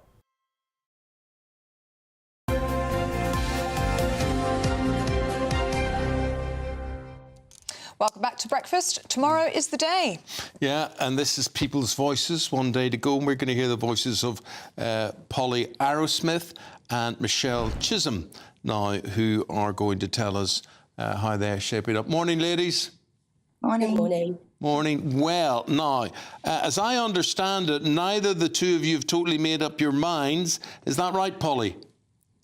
I decided overnight it will be Labour. I didn't hear that, forgive me. OK, I decided overnight it will be Labour. It won't be Labour. It will be Labour. It will be Labour. It will be Labour, which would be in line with your sort of heritage, your thinking, yeah? Yes, I was brought up a Labour supporter. I always voted Labour. Apart from I have actually voted Lib Dem. That was a completely wasted vote. So I feel it's a tactical vote now. OK, but Polly, if the lead in the polls is so massive for Labour, why would you be hesitating? Why would you be deliberating over that?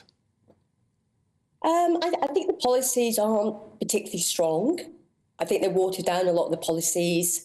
I think there's a lot of questions still to be asked about the manifesto, whether they can deliver or not. But I will say that about the other parties, which are Tory, I'm going to say Tory and Reform.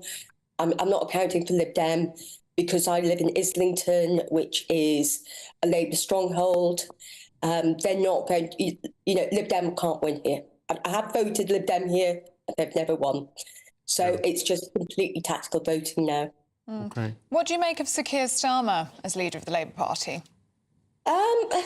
He's a bit wishy-washy. I'm not going to say that, he fills me with joy. I think they've watered down the policy so much. There are a lot of questions still to be asked. But then you look at other people, you look at the Tories manifesto, you look at Reform's manifesto, and there's, you can drive holes through the core, their top messaging, the top core messaging in the manifestos. So I don't think any of the policies from any of the parties are that strong. And I'd also say I don't think you can cost them. So if you're costing the Tories, if you start costing their policies, I can't see how that can be done. And Reform's policies are so extreme in terms of tax reductions.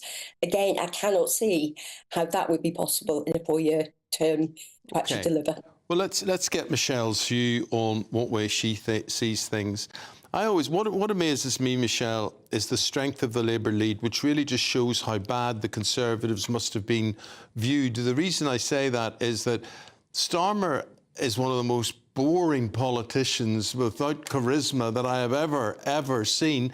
And you know what? I just sort of look and I think, what's inspiring people to say, we're going to tick that box? I can understand why they did it for Tony Blair. I totally get that. Somebody with a bit of personality and whatever.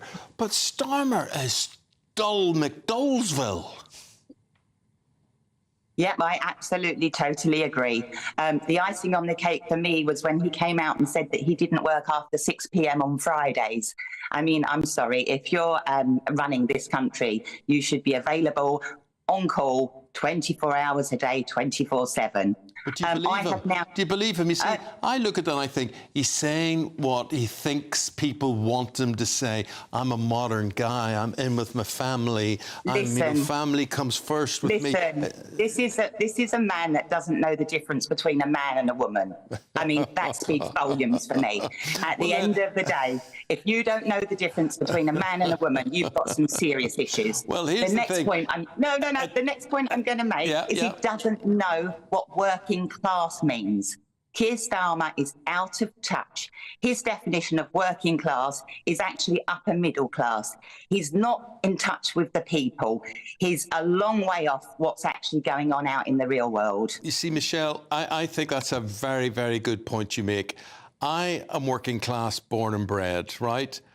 But I have to admit, I obviously am not in a working class area now. I do mix with working class people and whatever, but my pay packet means that I'm definitely not working class. But all my roots, all my instinct is working class. And you can be conservative and working class, you can be Lib Dem and working class, you can be Labour and working class. I get all that. At least you have to know that you're working class. Yeah, what you are. I would love to bring Keir Starmer, Rishi Sunak, Nigel Farage out to work with me for a day as a care support worker. Come out for me with a day and see what I do. See what hours I work. I'm not finishing at 6 o'clock on a Friday afternoon. I'm working 60 hours a week for £12.50 an hour. Because the people you're looking after. I just want to say it's to Ellie here... It's a 24-hour day job. I just want to say, Michelle, about what you do. I have been basically disabled for a year and a half or so, and it's horrendous. I'll be your carer. And I have to have carers. I have to have carers to do the smallest, simplest thing. It's humiliating, it's humbling, and thank goodness that the carers are available.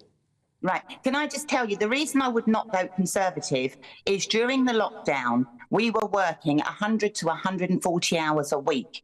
At the end of that, we were told that if we didn't get vaccinated, we were going to be fired, right? That was number one. And we were working our socks off. We never took a penny in furlough, never received 1 penny, and now we're paying a price. I have now decided who I'm voting for, and it's Reform. I'm very cross with mainstream media. I've even made a Nigel Farage cake. I don't know if you can see that. Yes. Can you see that? Wow. There you go. Charming picture, beautiful. You couldn't do one for me, could you? The thing is, I'm really cross because mainstream media is not giving the Reform Party positive coverage. It's always negative. You support Reform, you're racist. I've been called racist now for over a year because I actually voted Conservative for the mayoral election and was racist because I didn't support Labour. I am now voting for Reform in the national elections for many reasons. Net zero, number one. Securing our borders, because immigration is a massive problem in this country. 1.2 million people came in last year. Many left, admittedly, but 685,000 stayed. Now, what's happening here? We're having so many people coming into this country that we're overstretching all our resources. Our NHS is in a mess. Our schooling is in a mess. I tried to find a school place for my children and discovered that 50% of the residents in my borough, which admittedly is a Hounslow borough, which is a Labour-run borough, 50% of the people are not born in the UK. Now, I was denied school place after school place after school place. I was offered school places in inadequate schools where English was not the primary language. It's not about colour, it's not about religion, but it's about language. I did not want my children to go to a school where 25% of those people were not having English as a first language. Now, what's annoying is that people are coming into the country, no problem with legal immigration at all. But when we're having lots of migrants coming into the country, taking up valuable school places for people that have worked here, worked hard all their lives, is just blatantly and morally wrong. And that's another reason. Okay. I'm also, the Reform Party are supporting the motorist. Living in a Labour borough in London, everything is anti-motorist, anti-motorist. Sadiq Khan is who I've been looking at in terms of how Labour operate. £87.50 a week for somebody with a non-ULEZ compliant car is outrageous. Yeah. He's got his own diversity officers. Now, this annoys me. You've got diversity and inclusion officers earning salaries in excess of £150,000. There's one in the NHS, £100,000 for a diversity officer, but yet your nurses are on £15 an hour. How is that justified? I'm sorry I asked you what the problem was, but certainly I know you could go on there forever. That was brilliant. And a lovely cake, incidentally. Absolutely. Nigel, go Nigel. Nigel for PM one day. Well, you see, there was a the ULEZ thing. I know people who are affected by that ULEZ thing, and it's an absolute farce. It's a complete... For the record, we are... People that support reform are not racist. I'm not saying there's not the odd few, there are, but there's been lots of plants, and people are frightened to stand up and say they speak for reform because they're employers. Here's the thing, Michelle, just final point on that. I've been watching this Channel 4 coverage about reform and this racist thing and whatever it is. Now, let's just accept all that was said and whatever. Okay. But the thing that these people who regulate what we do and what we say and all that sort of thing, the sad thing is that maybe the guy who was recorded saying what he said may have been speaking for an awful lot of people, and there's not one report, not one single report that says, well, he says this, but he may be speaking for the majority of people. And the other side is not represented on that. I'm not saying he's right, I'm not giving an opinion on him, but I think you can't just sort of dismiss what he's saying without thinking how many other people think like him. That's all I wanted to say. What he said was disgusting, right? But if you're looking at, I mean, the reform movement, I'm going to call it a movement, is growing and growing and growing. People are no longer afraid to say, I support reform. They have been. They've been frightened of losing their jobs. I read the other day that somebody reposted a reform tweet and was told you could lose your job as a result of this. You support a racist party. Polly, I'm sorry I asked her this question because it's kept you out of the whole conversation. Sorry, Polly. She's very strong. She knows what she wants. You both know what you want now. Thank you both very much indeed for being so honest with us. Will you keep quiet and let me speak? Right. So we have to go now. It's been great talking to the two of you, and thanks for taking part in the People's Voices with just one day to go. Thank you very much. Bye-bye. Bye-bye. gbnews.com/you'll say. Let us know what you think about that conversation. How are you going to vote tomorrow? Do stay with us. Sports next with Paul Coit.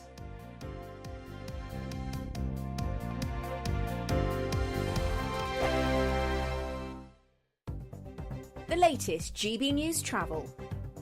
Hello, good morning. I'm Andy Hilbert with the latest on the roads across the UK for a Wednesday morning. In Buckinghamshire, the M1 northbound is now clear following the earlier broken down car at junction 14 for Milton Keynes. In Essex, the southbound M11 partially blocked at the minute due to an issue just after junction 5. At Loughton, it's causing queues to the M25 at junction 6. In Surrey, the southbound M23 queuing now with 2 lanes closed because of an accident from junction 8 for the M25 interchange to junction 9 at Gatwick Airport, and also on the anti-clockwise M25 in Surrey, 1 lane closed due to a lorry having its tyre changed, junction 13 at Staines, with the queues back to the M4 at junction 15, and clockwise on the M25 in Buckinghamshire, queuing with a mile of traffic there, lane closure due to an accident just after junction 16 for the M40 this morning. For now though, across the UK this Wednesday morning, Europe Today. You can stay up to date throughout the day by visiting our website, gbnews.com. GB News is Britain's election channel. And when the big stories break, we're tackling them on Britain's newsroom. When we disagree, and we disagree a lot, it's even livelier than normal. We don't disagree that much. We do. His comedy, though, is revolting. I knew her, and unlike you. That explains Beverly Turner's temperament. It's a bit frothy in here, isn't it? You'll have one of me one day. For dartball practice. Britain's newsroom on GB News. Weekdays, 9:30 a.m. GB News, the People's Channel, Britain's news channel. Hi there, I'm Michelle Dewberry, and I'm going to take a second to tell you all about my show, Dubes & Co. We start off with the issues of the day. We then bring in both sides of the argument. We get rid of the disrespect. And then you throw me into the mix. And trust me, I'll tell it exactly how it is. And then, of course, the magic ingredient, you at home. We mix it all together, and what have we got? In my opinion, the best debate show in town. Monday to Friday, 6 till 7 on GB News, Britain's news channel. Join me, Neil Oliver, every Sunday night at 6 p.m. on GB News. And if an hour is not nearly enough for you, go to gbnews.com for special extended episodes online every Friday at 9 p.m, where we can truly get into the nitty-gritty of what's going on. GB News, Britain's news channel. In the GB newsroom, we bring you the news as it happens. With our team of dedicated journalists across the UK, GB News brings you accurate reporting of the day's topical agenda. When the news breaks, wherever and whenever it's happening, we'll be there. This is GB News, the People's Channel, Britain's news channel. We're proud to be GB News, the People's Channel. And as you know, we always love to hear your views. Now, there's a new way of getting in touch with us at gbnews.com/yoursay. By commenting, you can be part of a live conversation and join our GB News community. You can even talk to me, Bev Turner, or any of the members of the GB News family.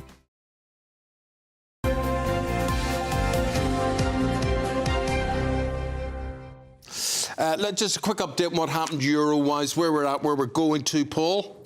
Quarterfinals are complete now, so Netherlands started badly, like England did, and people are thinking, oh, well, are they going to be any good? But then they looked great yesterday. So they beat Romania 3-0, 23 shots on goal they had. We could only dream of that. Turkey beat Austria 2-1. So Austria, Ralf Rangnick's team, the Gegenpress, the great... People had a lot of high hopes for Austria, but there was just one of the great saves. Christoph Baumgartner, 4 yards out, 95th minute. That's it. That's the save right there. Heads the ball down, bounces up. Gunok saves it, and it was one of the great saves. People are calling it like Gordon Banks in 1970, and also so important. It was that one because it was so important. It was right at the end of the game, and that could have put it into extra time, and I thought Austria were going to turn it round. You see, I totally agree with you. You were talking there, I think you were saying about Netherlands. Yes. How many strikes on goal? 24. Yeah, you know, and I can't have all this from Southgate. You know, they hold possession, they do this and they do that. The idea is to get the ball in the back of the net. Correct. And why can't you have a go and do that? It's as simple as that. We all screaming at the TV. It's all very well. You can pass the ball backwards and forwards, but it's about goals. Why don't we put you in charge? Do you take on that job? Northern Ireland. No, I wouldn't take that job. No. Well, yeah, it wouldn't be available. It depends who you've got. You know, if you've got a team like Northern Ireland and you haven't got much quality available to you, but you people with heart and soul and try. I don't believe the England players don't try. Yeah. But it's been coached out of them. I agree. It's been coached out of them. I think you're on the money. I don't think there's...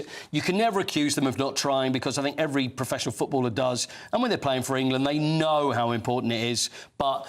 the shackles are on, and it's, I better do this, I better do that. Look, this is how the quarterfinals look anyway, so pick them.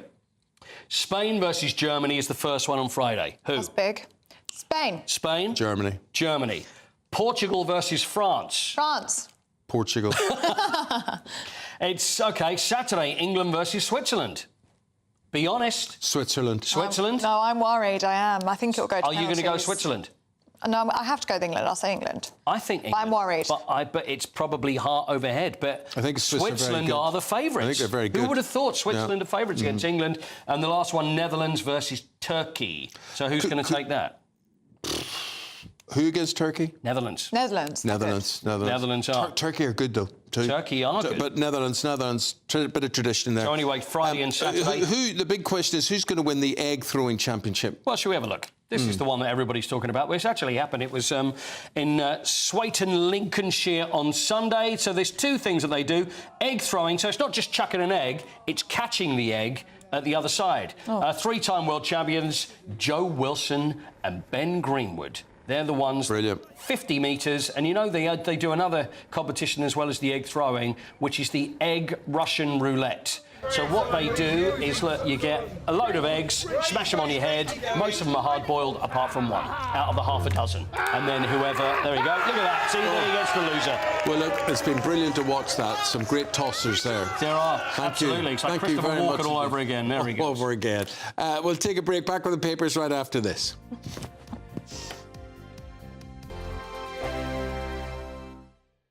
GB News is Britain's election channel. And when the big stories break, we're tackling them on Britain's newsroom. When we disagree, and we disagree a lot, it's even livelier than normal. We don't disagree that much. We do. His comedy, though, is revolting. I knew her, unlike you. That explains Beverly Turner's temperament. It's a bit frothy in here, isn't it? You'll have one of me one day. For dartball practice. Britain's newsroom on GB News. Weekdays, 9:30 a.m. GB News, the People's Channel, Britain's news channel. Mark Dolan Tonight. Weekends from 9 p.m. As he turns 80 next month, Thomas Markle gives a moving interview to the Mail newspaper saying, "I've never been one for birthdays, but I know the one person I most want to hear from, Meghan, will not be in touch. I'd love to meet my grandchildren," he said, "but I'd be happy with a photograph at this stage." Well, for reaction to this sad story, I'm delighted to welcome US political and royal commentator Hilary Fordwich. He also added that he never thought that he'd have something in common with the king. And of course, the king doesn't know his grandchildren either. And I think that's a very sad state of affairs. What is very important, the important thread here, though, is the hypocrisy. The hypocrisy of Meghan Markle claiming to care about people and all the tours they go on where they have empathy for people, and yet her very own father. And also, Mark, it really happened so fast. In 2016, she posted on Instagram that her daddy was the greatest in the world. And the other thing is that she claimed that she had made everything herself and she came from a very poor family. Actually, she had a very privileged childhood, being sent to private schools in California. Well, poor old Thomas Markle, as he approaches his 80th birthday, is a serious thorn in the side and, frankly, an ongoing embarrassment to the couple. Yes, and I think that one of the things that's immensely sad is that, Meghan Markle wasn't happy to be number 2 to Princess Catherine, and now she ends up being really nothing. I do think that a tiger doesn't change its stripes. What we have to look at here is track record. Somebody who's dumped her friends, dumped her own family, dumped her country originally when she came over to the UK, and even her adopted dog. There is a track record there, and Thomas Markle has sadly said it's referred to now as being Markled when you're dumped. GB News, the People's Channel. Good afternoon, Britain. Your lunchtime update on the stories that matter across the UK. From breaking news and insightful analysis, inspiring stories and lively debates. You're comparing yourself to a former Prime Minister. Which is it? Stay informed, stay updated, stay entertained. I just don't know how anyone would not want to be there. Every weekday from midday. We are Good Afternoon Britain, only on GB News. Britain's news channel.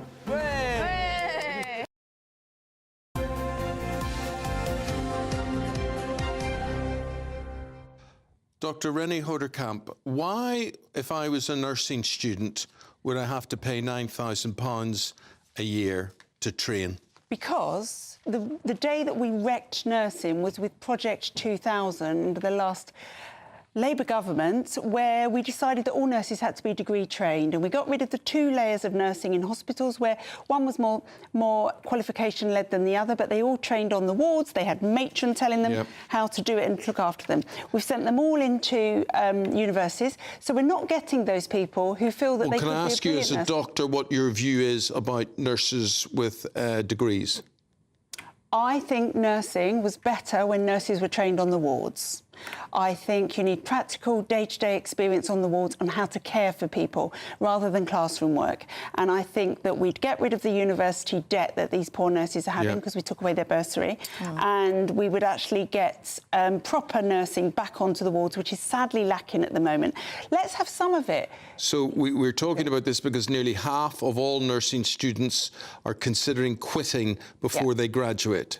Yeah, I mean, taking away the bursary was a big problem for nursing, obviously. But then I would say sending them to university was the first problem. So they wouldn't need that bursary if they didn't have this debt. And I think you only need to look at our hospital wards and listen to patients about what they say.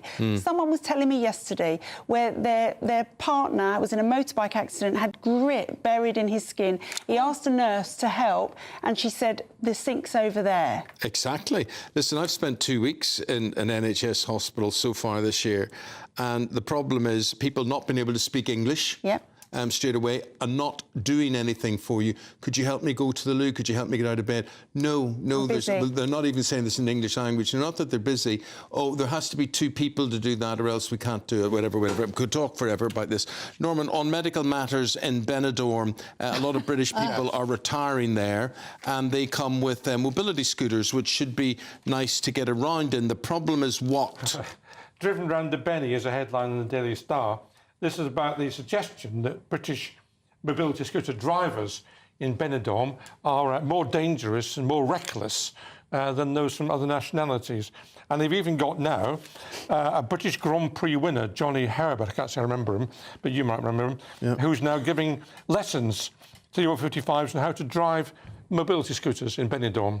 So there's a special skill to driving a mobility scooter? Well, the thing is, they're actually quite... I dealt with this as a transport minister, actually. They're actually quite powerful, and they can go quite fast. They can whiz off, can't they? They can whiz off. And, of course, there's no... Certainly in this country, I don't know about Spain, but in this country, there's no requirement to take any test or even have your eyesight checked before you take one of these things on the pavement or the road.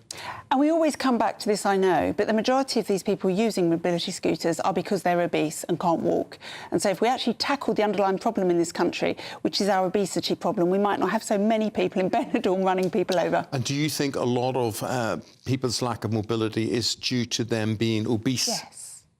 You just get too fat to walk? Too fat to walk, or your knees hurt, because knees really take it when you're heavy, because seven times your body weight goes through your knees. So knees really suffer when you're heavy. Everything suffers. We need people to stop eating ultra-processed food. Yes, there we are. Norman, tell me about Psycho Seagulls. I want to do this. We got from the Sublime to the Daily Star. This is a wonderful story. Psycho Seagulls go toe-to-toe with Mr Tiddles. And this is a suggestion that seagulls are now getting so aggressive that they're now targeting cats. To eat? Well, I suppose so, to attack anybody Please for read fun the headline. with anyway. Please read the headline. The headline, yes, you want me to read the headline. Now, scumbag gulls fighting cats, it says in Daily Star. Mogs of war. Mogs of war, yes. And this is a suggestion from one of the Star readers, I suppose, that their cat was almost, well, kind of attacked by this seagull, and therefore we're making it into a big thing. Gosh. So, I mean, the seagulls are very aggressive. And I was in my park in Lewis the other day, and the seagull came down and swiped its ice cream from this little kid. Yeah, they've got too big for their boots. They're huge as well. They're physically huge. They are. It's really very are. intimidating. Yes. You've got Well, I don't know why they're so loved or so protected. I just don't, but there we go. Renee, a lot of people stick up for working at home. I'm not a fan of it, people working from home, and they do what I would do if I worked from home, and that is I'd be watching Homes Under the Hammer or A Place in the Sun or whatever it is. I'd be watching these things during the day. I mean, how long do we have to go saying this while people poo-poo it and say, no, I'm much more productive when I'm at home, because obviously they want to be at home, where we have another survey now that shows that people are watching TV when they're working from home for more than 2 hours a day, with Gen Z apparently being the worst. 91% of them admitting they watch TV. These are the people that admitted they watch TV. Working from home is not as productive in the majority of cases. We all know this. When we phone a helpline, it takes an hour to get through, and then you've got someone sitting in their lounge, you can hear their kids playing in the garden. You know that if you have a problem, they won't solve it because they can't turn around and say to their colleague, oh, how do I do this? No, tell me about Cobham Services. We've got 40 seconds, Dr. Renee. Yes, Cobham Services. Somebody's got married there. Get married in her dream venue, which was Cobham Motorway Service Stations, and they then went on to have their wedding breakfast in McDonald's. And what's he called? Big Mac, the husband? I mean, need we say more about the problem of eating? But the amount of people who go to the services for a night out is unbelievable. You're kidding me. That's the one I'm thinking of. It's a new place to go in the evening, Cobham Services. It happens. Nuclear? It happens. It all happens. We've got to say goodbye to you two. Thank you very much indeed. And hello, good morning. Annie Shuttleworth of weather. Looks like things are heating up. Boxed boilers, sponsors of weather on GB News. Good morning, welcome to your latest GB News weather update, brought to you from the Met Office. Today is going to be a rather cloudy day with some rain for many of us. It will be a little bit drier across eastern areas where there's a bit more shelter from the rain moving in from the west, but across much of western England, Scotland and Northern Ireland as well as Wales, it will be quite a cloudy day, potentially some hill fog, coastal fog as well, and persistent drizzly rain, particularly across some northwestern areas of England later on this afternoon. In the east, where it does brighten up a little bit this afternoon, it won't feel too bad, a little bit warmer than yesterday, if not a little muggy. Now, as we head into the evening, that band of cloud and rain will slowly push away to the east, and behind it, it will turn a bit clearer across the far northwest, but we'll also see some quite frequent showers, so a mix of clearer skies and heavy blustery showers moving in from more northwestern areas of Scotland, Northern Ireland too, seeing the same conditions. Further south and east, though, for much of Wales, central areas of England, we've still a lot of cloud around this evening.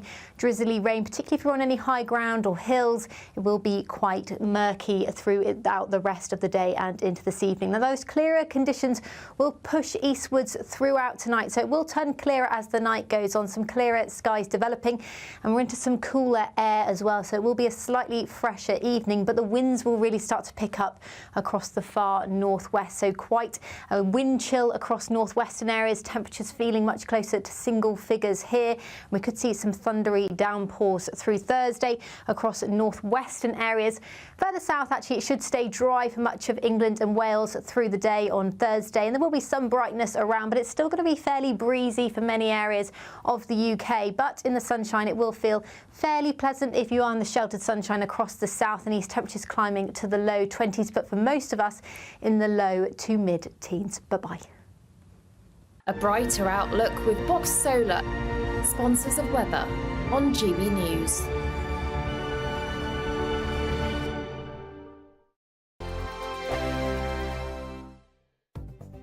The latest GB News travel. Hello, good morning. I'm Andy Hilbert with the latest on the roads across the UK for a Wednesday morning. In Surrey, the southbound M23, all traffic temporarily being held because of an accident. Junction 8 for the M25 interchange to Junction 9 at Gatwick Airport. In Buckinghamshire, the clockwise M25, long delays in a lane closed because of an accident just after Junction 16 for the M40. Queues back to Junction 13 at Staines. And in Hampshire, the westbound M27, one lane is closed. The entry slip road is partially blocked as well due to an accident at Junction 7 at Hedge End. In Somerset, the northbound M5, one lane closed there due to a vehicle having its tyre changed from Junction 25 at Taunton to Junction 24 for Bridgewater South. And in West Yorkshire, the M62 westbound, all traffic temporarily being held due to an accident from Junction 31 at Castleford to Junction 30 at Rothwell. Queues are back to Junction 32 at Pontefract this morning. Across the UK, for now, this Wednesday morning, you're up to date. You can stay up to date throughout the day by visiting our website, gbnews.com. £30,000 in tax-free cash really could be yours. It's our biggest cash prize of the year so far. And you could be getting that winning call from us to tell you that you're our next Great British Giveaway winner. You're joking. Really? Seriously? It's not a wine. What is it? Oh, slipping neck. Oh, dear. Oh, my God. This is amazing. I'm in shock. Like I said, I've never won anything like this. That is absolutely fantastic. We're over the moon. Thank you. For a chance to win £30,000 in tax-free cash, text cash to 63232. Text costs £2 plus one standard network rate message. You can enter online at gbnews.com/win. Entries cost £2. Or post your name and number to GB07 PO Box 8690 Derby DE1 9TT. UK only. Entrance must be 18 or over. Lines close at 5 p.m. on the 30th of August. Please check the closing time if listening or watching on demand. Good luck. Join me, Nana Akwe, for an informative, interactive news programme with a difference. It's fun. It's true. You're not wrong. No one will be cancelled. Lovely. Join me from 3 p.m. every weekend, only on GB News, Britain's news channel. Every Saturday, 10 till 12, we'll bring you all of the news that you need to know. We'll also remind you that there is so much to smile about. It's my favourite time of the week. I get to relax, enjoy some light-hearted stories, and let Ellie teach me about fashion too. That's Saturday Morning Live, every Saturday, 10 till 12. Only on GB News, Britain's news channel.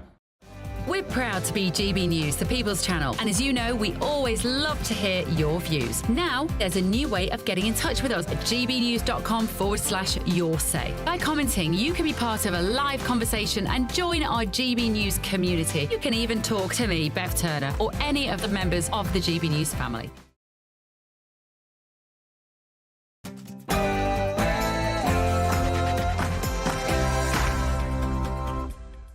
Good morning to you. Tomorrow is the day, 24 hours to go, and Boris is back. Well, rallying Conservative voters to stick with the status quo.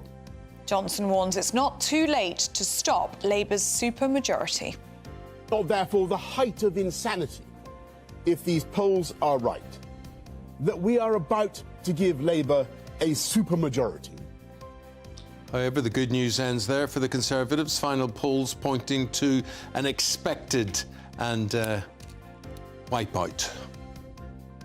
Sir Keir Starmer vows to restore hope as he promises to make the country feel like Britain is back in his final pitch to voters. And happy birthday, Edinburgh. The Scottish city celebrates its 900th anniversary during the King's annual Holyrood Week. Good morning. It's staying rather changeable through the rest of the week, and it could be quite a windy day on Thursday, but you can find out all the details with me a little later on. 1 minute past the hour of 9 o'clock. A very good morning to you on this Wednesday. I'm Eamonn Holmes. And I'm Ellie Costello, and this is GB News Breakfast.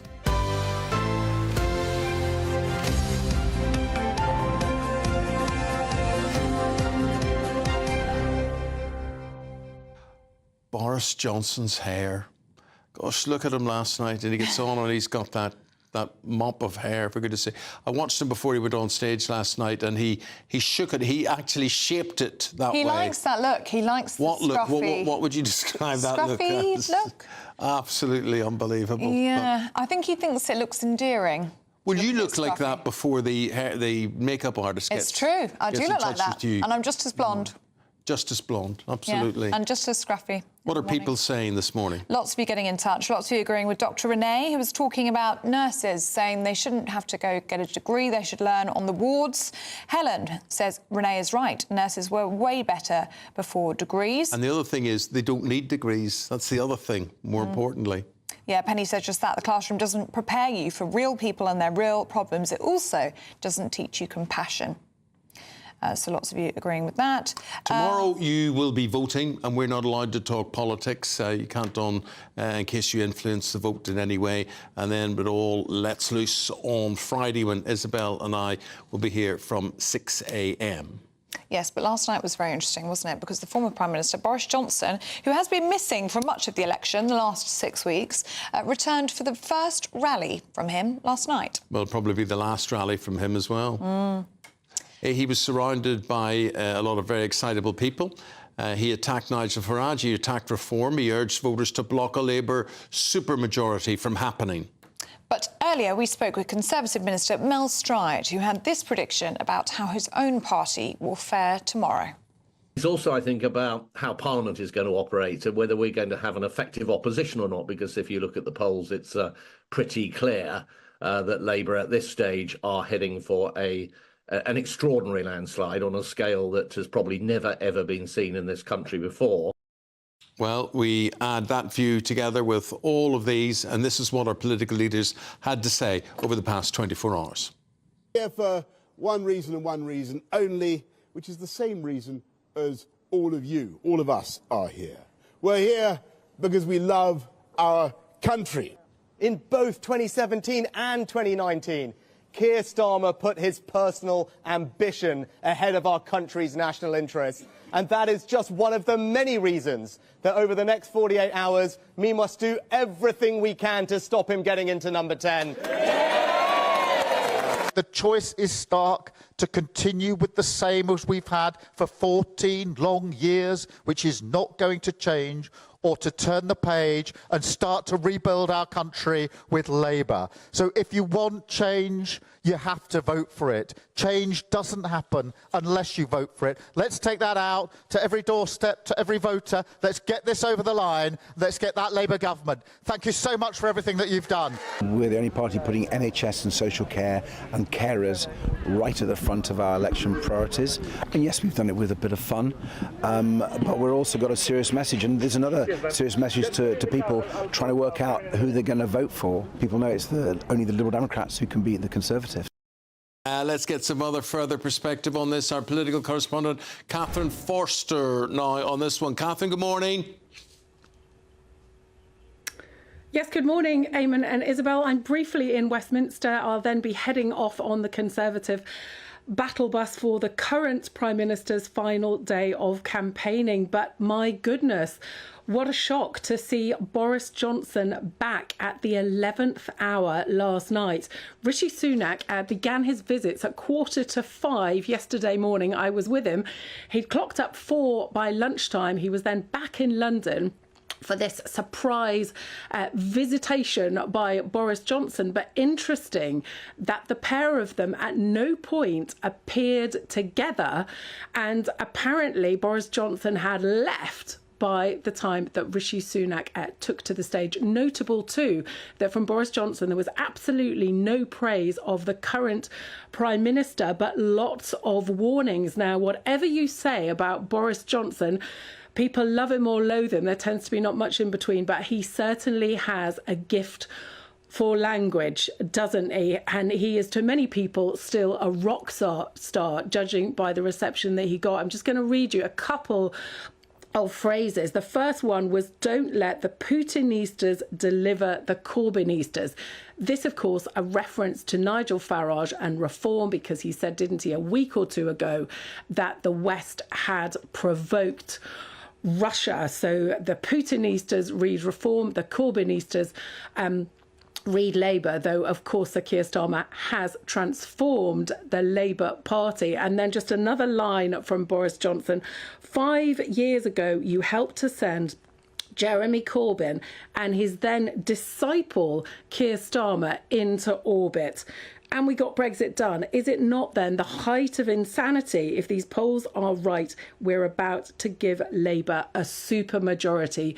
All the talk now, frankly, is about think very carefully about the future. Labour are about to get a massive, unprecedented majority. There's going to be consequences to that.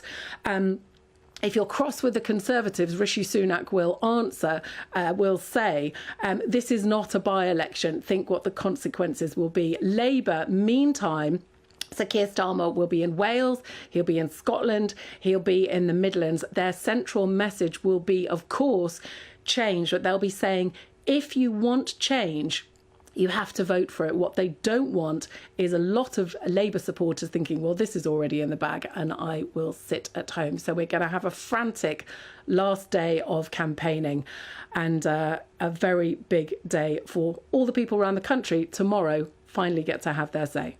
Catherine, thank you. And it is a busy day today. Labour's National Campaign Coordinator, Pat McFadden, joins us now. Pat, you must be feeling good. Yes, but, you know, there's a critical 36 hours ahead of us, and millions of people have not made up their mind how to vote in this election.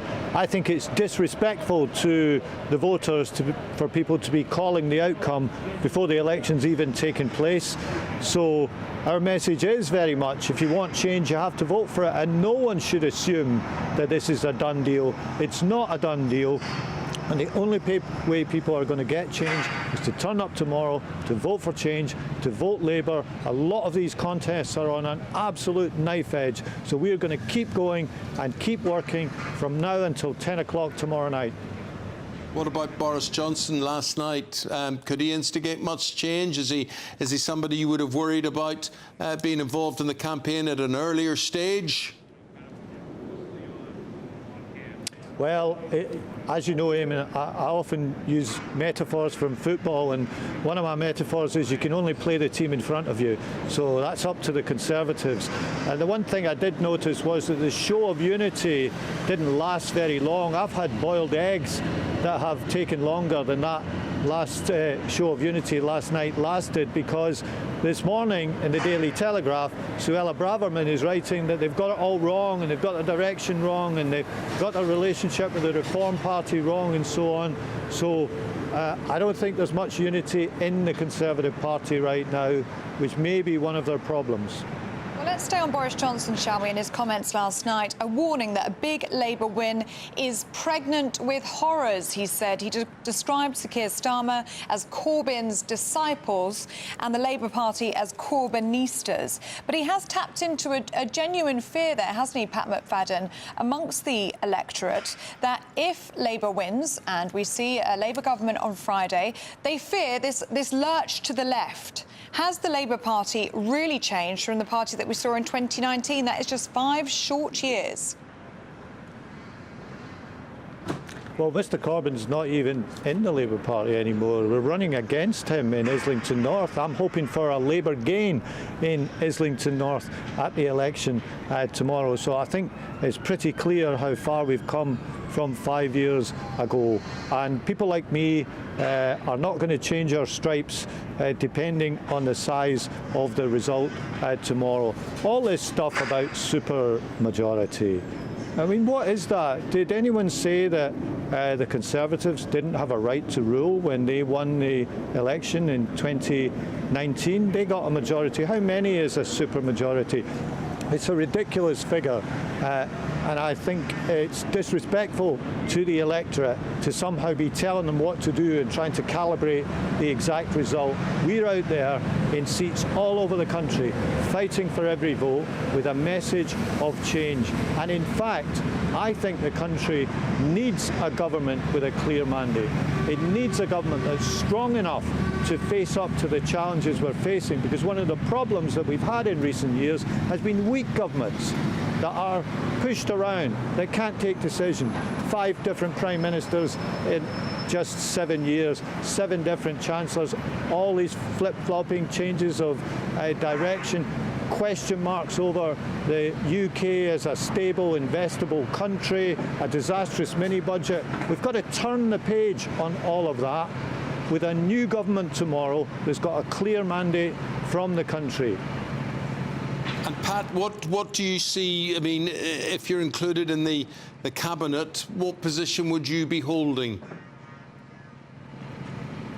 Well, that's up to the boss. That's up to my party leader, if that was to come to pass. And one of the few really important powers that a Prime Minister has is the power to decide their ministerial team.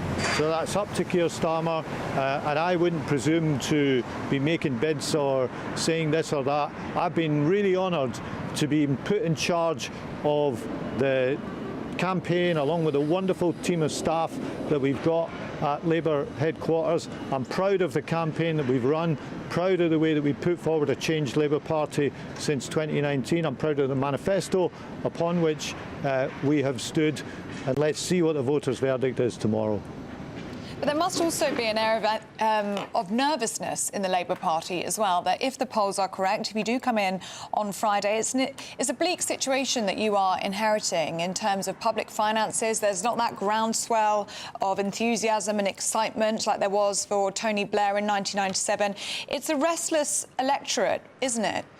And there's not going to be that goodwill towards you. You're not going to have a honeymoon period. And also, we're in July, hot weather. We're going to see small boats crossing the channel. And you've said you're going to scrap the Rwanda flights that have been booked for the end of July. So you're going to have that problem to deal with straight away. Oh, I could give you a longer list than that. There are many problems, the ones you cited, and many, many more. And they're a reflection of a difficult situation that we'll inherit economically, perhaps the most difficult situation in living memory. And that's one of the reasons why we put quite a responsible manifesto together, and we've taken some criticism for that, because people look at some of the problems the country's got and they say, why aren't you promising an instant answer to that? We've got this wrong, we've got that wrong, we've got the next thing wrong. The point is to make a start. The point is to begin. And the one thing you can be sure of is if the polls were wrong and the Conservatives were re-elected tomorrow, nothing would change. Nothing would change. Not the economic position, not the position with the NHS, not the position on the small boats, not the position on anything. Nothing would change. If anything was going to change, it would have happened over 14 years. So the only way to turn the page is to elect a new Labour government tomorrow. Well, Pat, if it does change, all I can say is it will have been a heck of a season for you, football-wise, and what's happening in the government. And did I ever tell you I went to school with Martin O'Neill? Oh, no, you didn't. There you are. He's a great hero of mine. What a great man. He was a great manager of my team. He is a great man in many, many ways. I always think he should have been a priest, but anyway, he is the demeanour of it, so he has as well. We went to a school, the same sort of school together. He was 5 years older than me. Him and his brother were great Gaelic football players. They weren't allowed to play soccer. That wasn't allowed at the school, so he went off and he signed for Forest eventually, and after leaving Distillery, and that was the way it was for him. But that's by the by. We'll talk again in the future, Pat. We'll see what happens. Thanks for spending time talking to us today. Thank you very much. Thank you. Thank you very much. I think he enjoyed that. Little tail at the end there. I just suddenly realised I was talking to him. I could have gone on. He's a Celtics football supporter, oh, so right, he is. okay. And my nephew runs one of the restaurants at Parkhead. Celtics. So I was about to start saying, do you know my nephew? You'll know my nephew as well. It was all going to go like that. Wow. But look, listen, all these politicians, you know, some of them are going to be in jobs, some of them are going to be out of jobs, and that is the dangerous thing. I suppose it is like being a TV presenter. One moment you have a job, and the next minute you don't. What do you do after that? What way do you retrain? What job do you take up? What are they going to do? Yeah.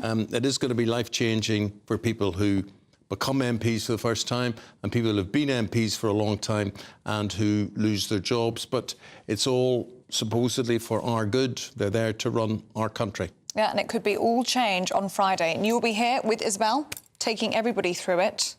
I'll be down in Westminster. The whole team will be there as well. So you won't miss anything here on GB News. So do stick with us for the rest of the week. Right. It's time for the giveaway, the Great British Giveaway.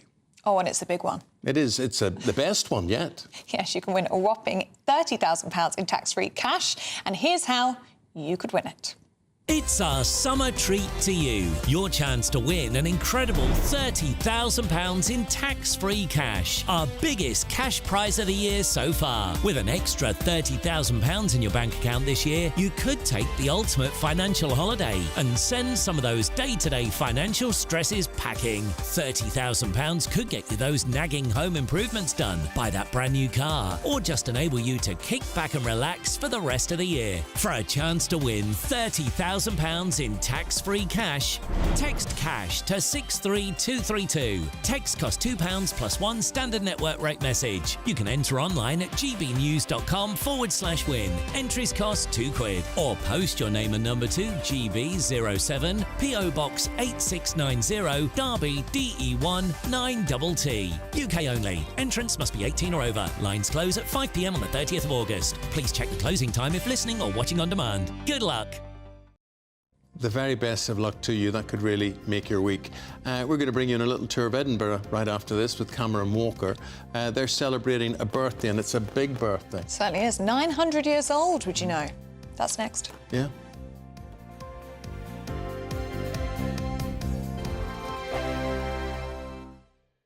This election night, we're putting on a party. And you are invited. We'll be here with you. Following all the twists and turns. As well as all the live reaction from our election night watch party. With our GB News lineup. And as morning breaks, we'll be here with breakfast from 6 a.m. As it becomes clear who the winners and the losers really are. Vote 2024. Thursday, the 4th of July. Only on GB News, Britain's election channel. Good afternoon, Britain. Your lunchtime update on the stories that matter across the UK. From breaking news and insightful analysis, inspiring stories and lively debates. You're comparing yourself to a former Prime Minister. Which is it? Stay informed, stay updated, stay entertained. I just don't know how anyone would not want to be there. Every weekday from midday. We are Good Afternoon Britain, only on GB News, Britain's news channel. This is GB News, Britain's news channel. In World War I, 309 men from Britain and the Commonwealth never came home because they'd been shot at dawn. The majority were killed for desertion, cowardice and sleeping at post. Appearing at their court-martials and told they'd brought shame on their country, these men had no opportunity to defend themselves and were executed by a firing squad. The National Memorial Arboretum launched a fundraising campaign to restore the memorial, which has stood for more than 20 years. Thank you to your viewers for their support for the fundraising campaign, and thanks to the generosity of so many people, we've been able to replace all 309 of the posts that represent those young men that were shot in the First World War. Restoration of this really precious memorial. The centrepiece of the memorial is the young soldier, blindfolded and facing his execution. In September 1916, Private Harry Farr was ordered to the front. Already suffering from shell shock, he was overwhelmed and refused his orders. He was court-martialed, and in a trial lasting only 20 minutes, he was sentenced to death. On the day of his execution, he faced the firing squad without a blindfold. Janet Booth is Private Farr's granddaughter and was part of the public campaign to have those who were shot at dawn officially pardoned. When I asked my gran, do you know where I could find Harry's grave? And she looked at my mother and there was this sort of look between them, and then she said, well, he hasn't got a grave because they didn't warrant, he deserved one because he was shot as a coward and had let his country down. We can come here as a family and pay our respects to him, and also for all the other families, it's somewhere to come and remember their loved ones. The People's Channel. This election night, we're putting on a party. And you are invited. We'll be here with you. Following all the twists and turns.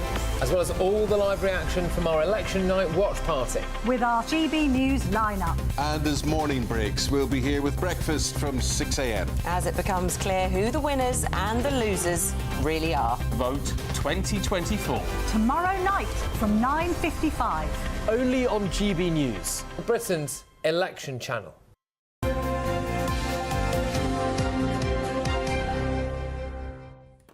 Welcome back to breakfast. We're going to Edinburgh, where the King and Queen are for the annual Holyrood Week. OK, this year is really special because the Scottish capital will be celebrating its birthday, and that birthday is 900 years old. That's Happy a lot. birthday, That's Edinburgh. a lot. That's about the same age as Paul Coit. Just sort of about.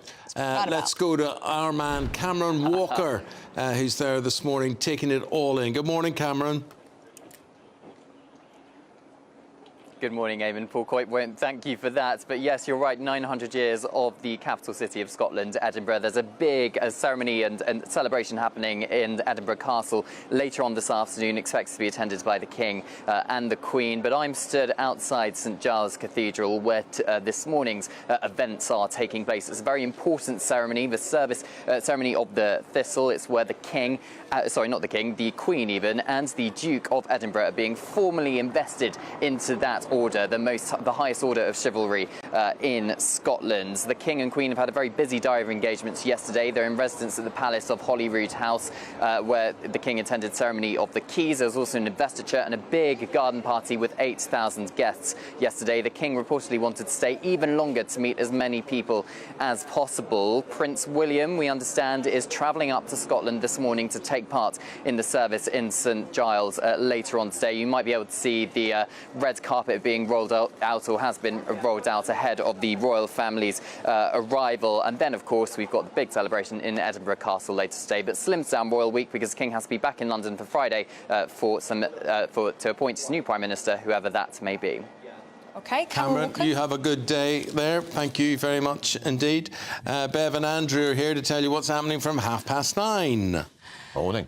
Well, obviously, is Boris Johnson going to be the saviour of the Conservative Party? Absolutely 100% not, in my opinion. I just like seeing him to remind me that it's all the damage of the last 5 years is down to him. So I think it was an extraordinary thing to do. Do you know, when I see him, I think of hair. I looked last night, it was another example of rubbish hair. Yes, but if you saw the footage from last night, he ruffles up his hair before he goes on because that's his thing.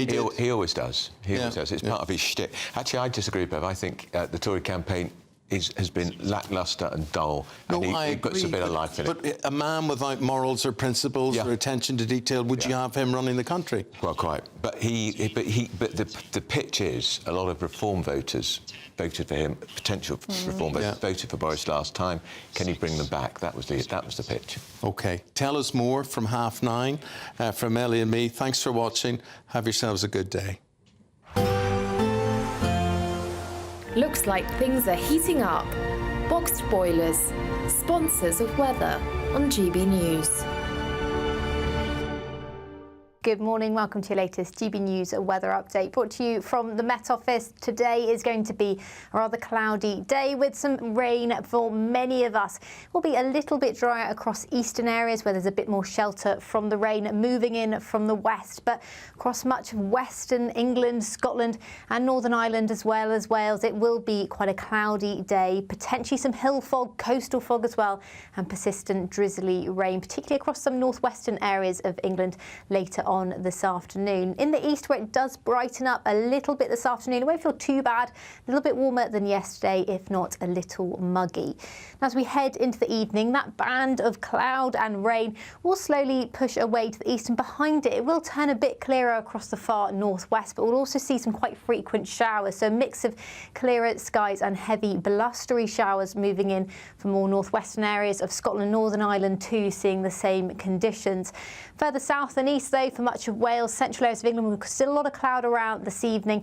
Drizzly rain, particularly if you're on any high ground or hills. It will be quite murky throughout the rest of the day and into this evening. Now, those clearer conditions will push eastwards throughout tonight, so it will turn clearer as the night goes on. Some clearer skies developing, and we're into some cooler air as well, so it will be a slightly fresher evening, but the winds will really start to pick up across the far northwest, so quite a wind chill across northwestern areas. Temperatures feeling much closer to single figures here. We could see some thundery downpours through Thursday across northwestern areas. Further south, actually, it should stay dry for much of England and Wales through the day on Thursday, and there will be some brightness around, but it's still going to be fairly breezy for many areas of the UK. But in the sunshine, it will feel fairly pleasant if you are in the sheltered sunshine across the south and east. Temperatures climbing to the low 20s, but for most of us in the low to mid-teens. Bye-bye. A brighter outlook with Box Solar, sponsors of weather on GB News.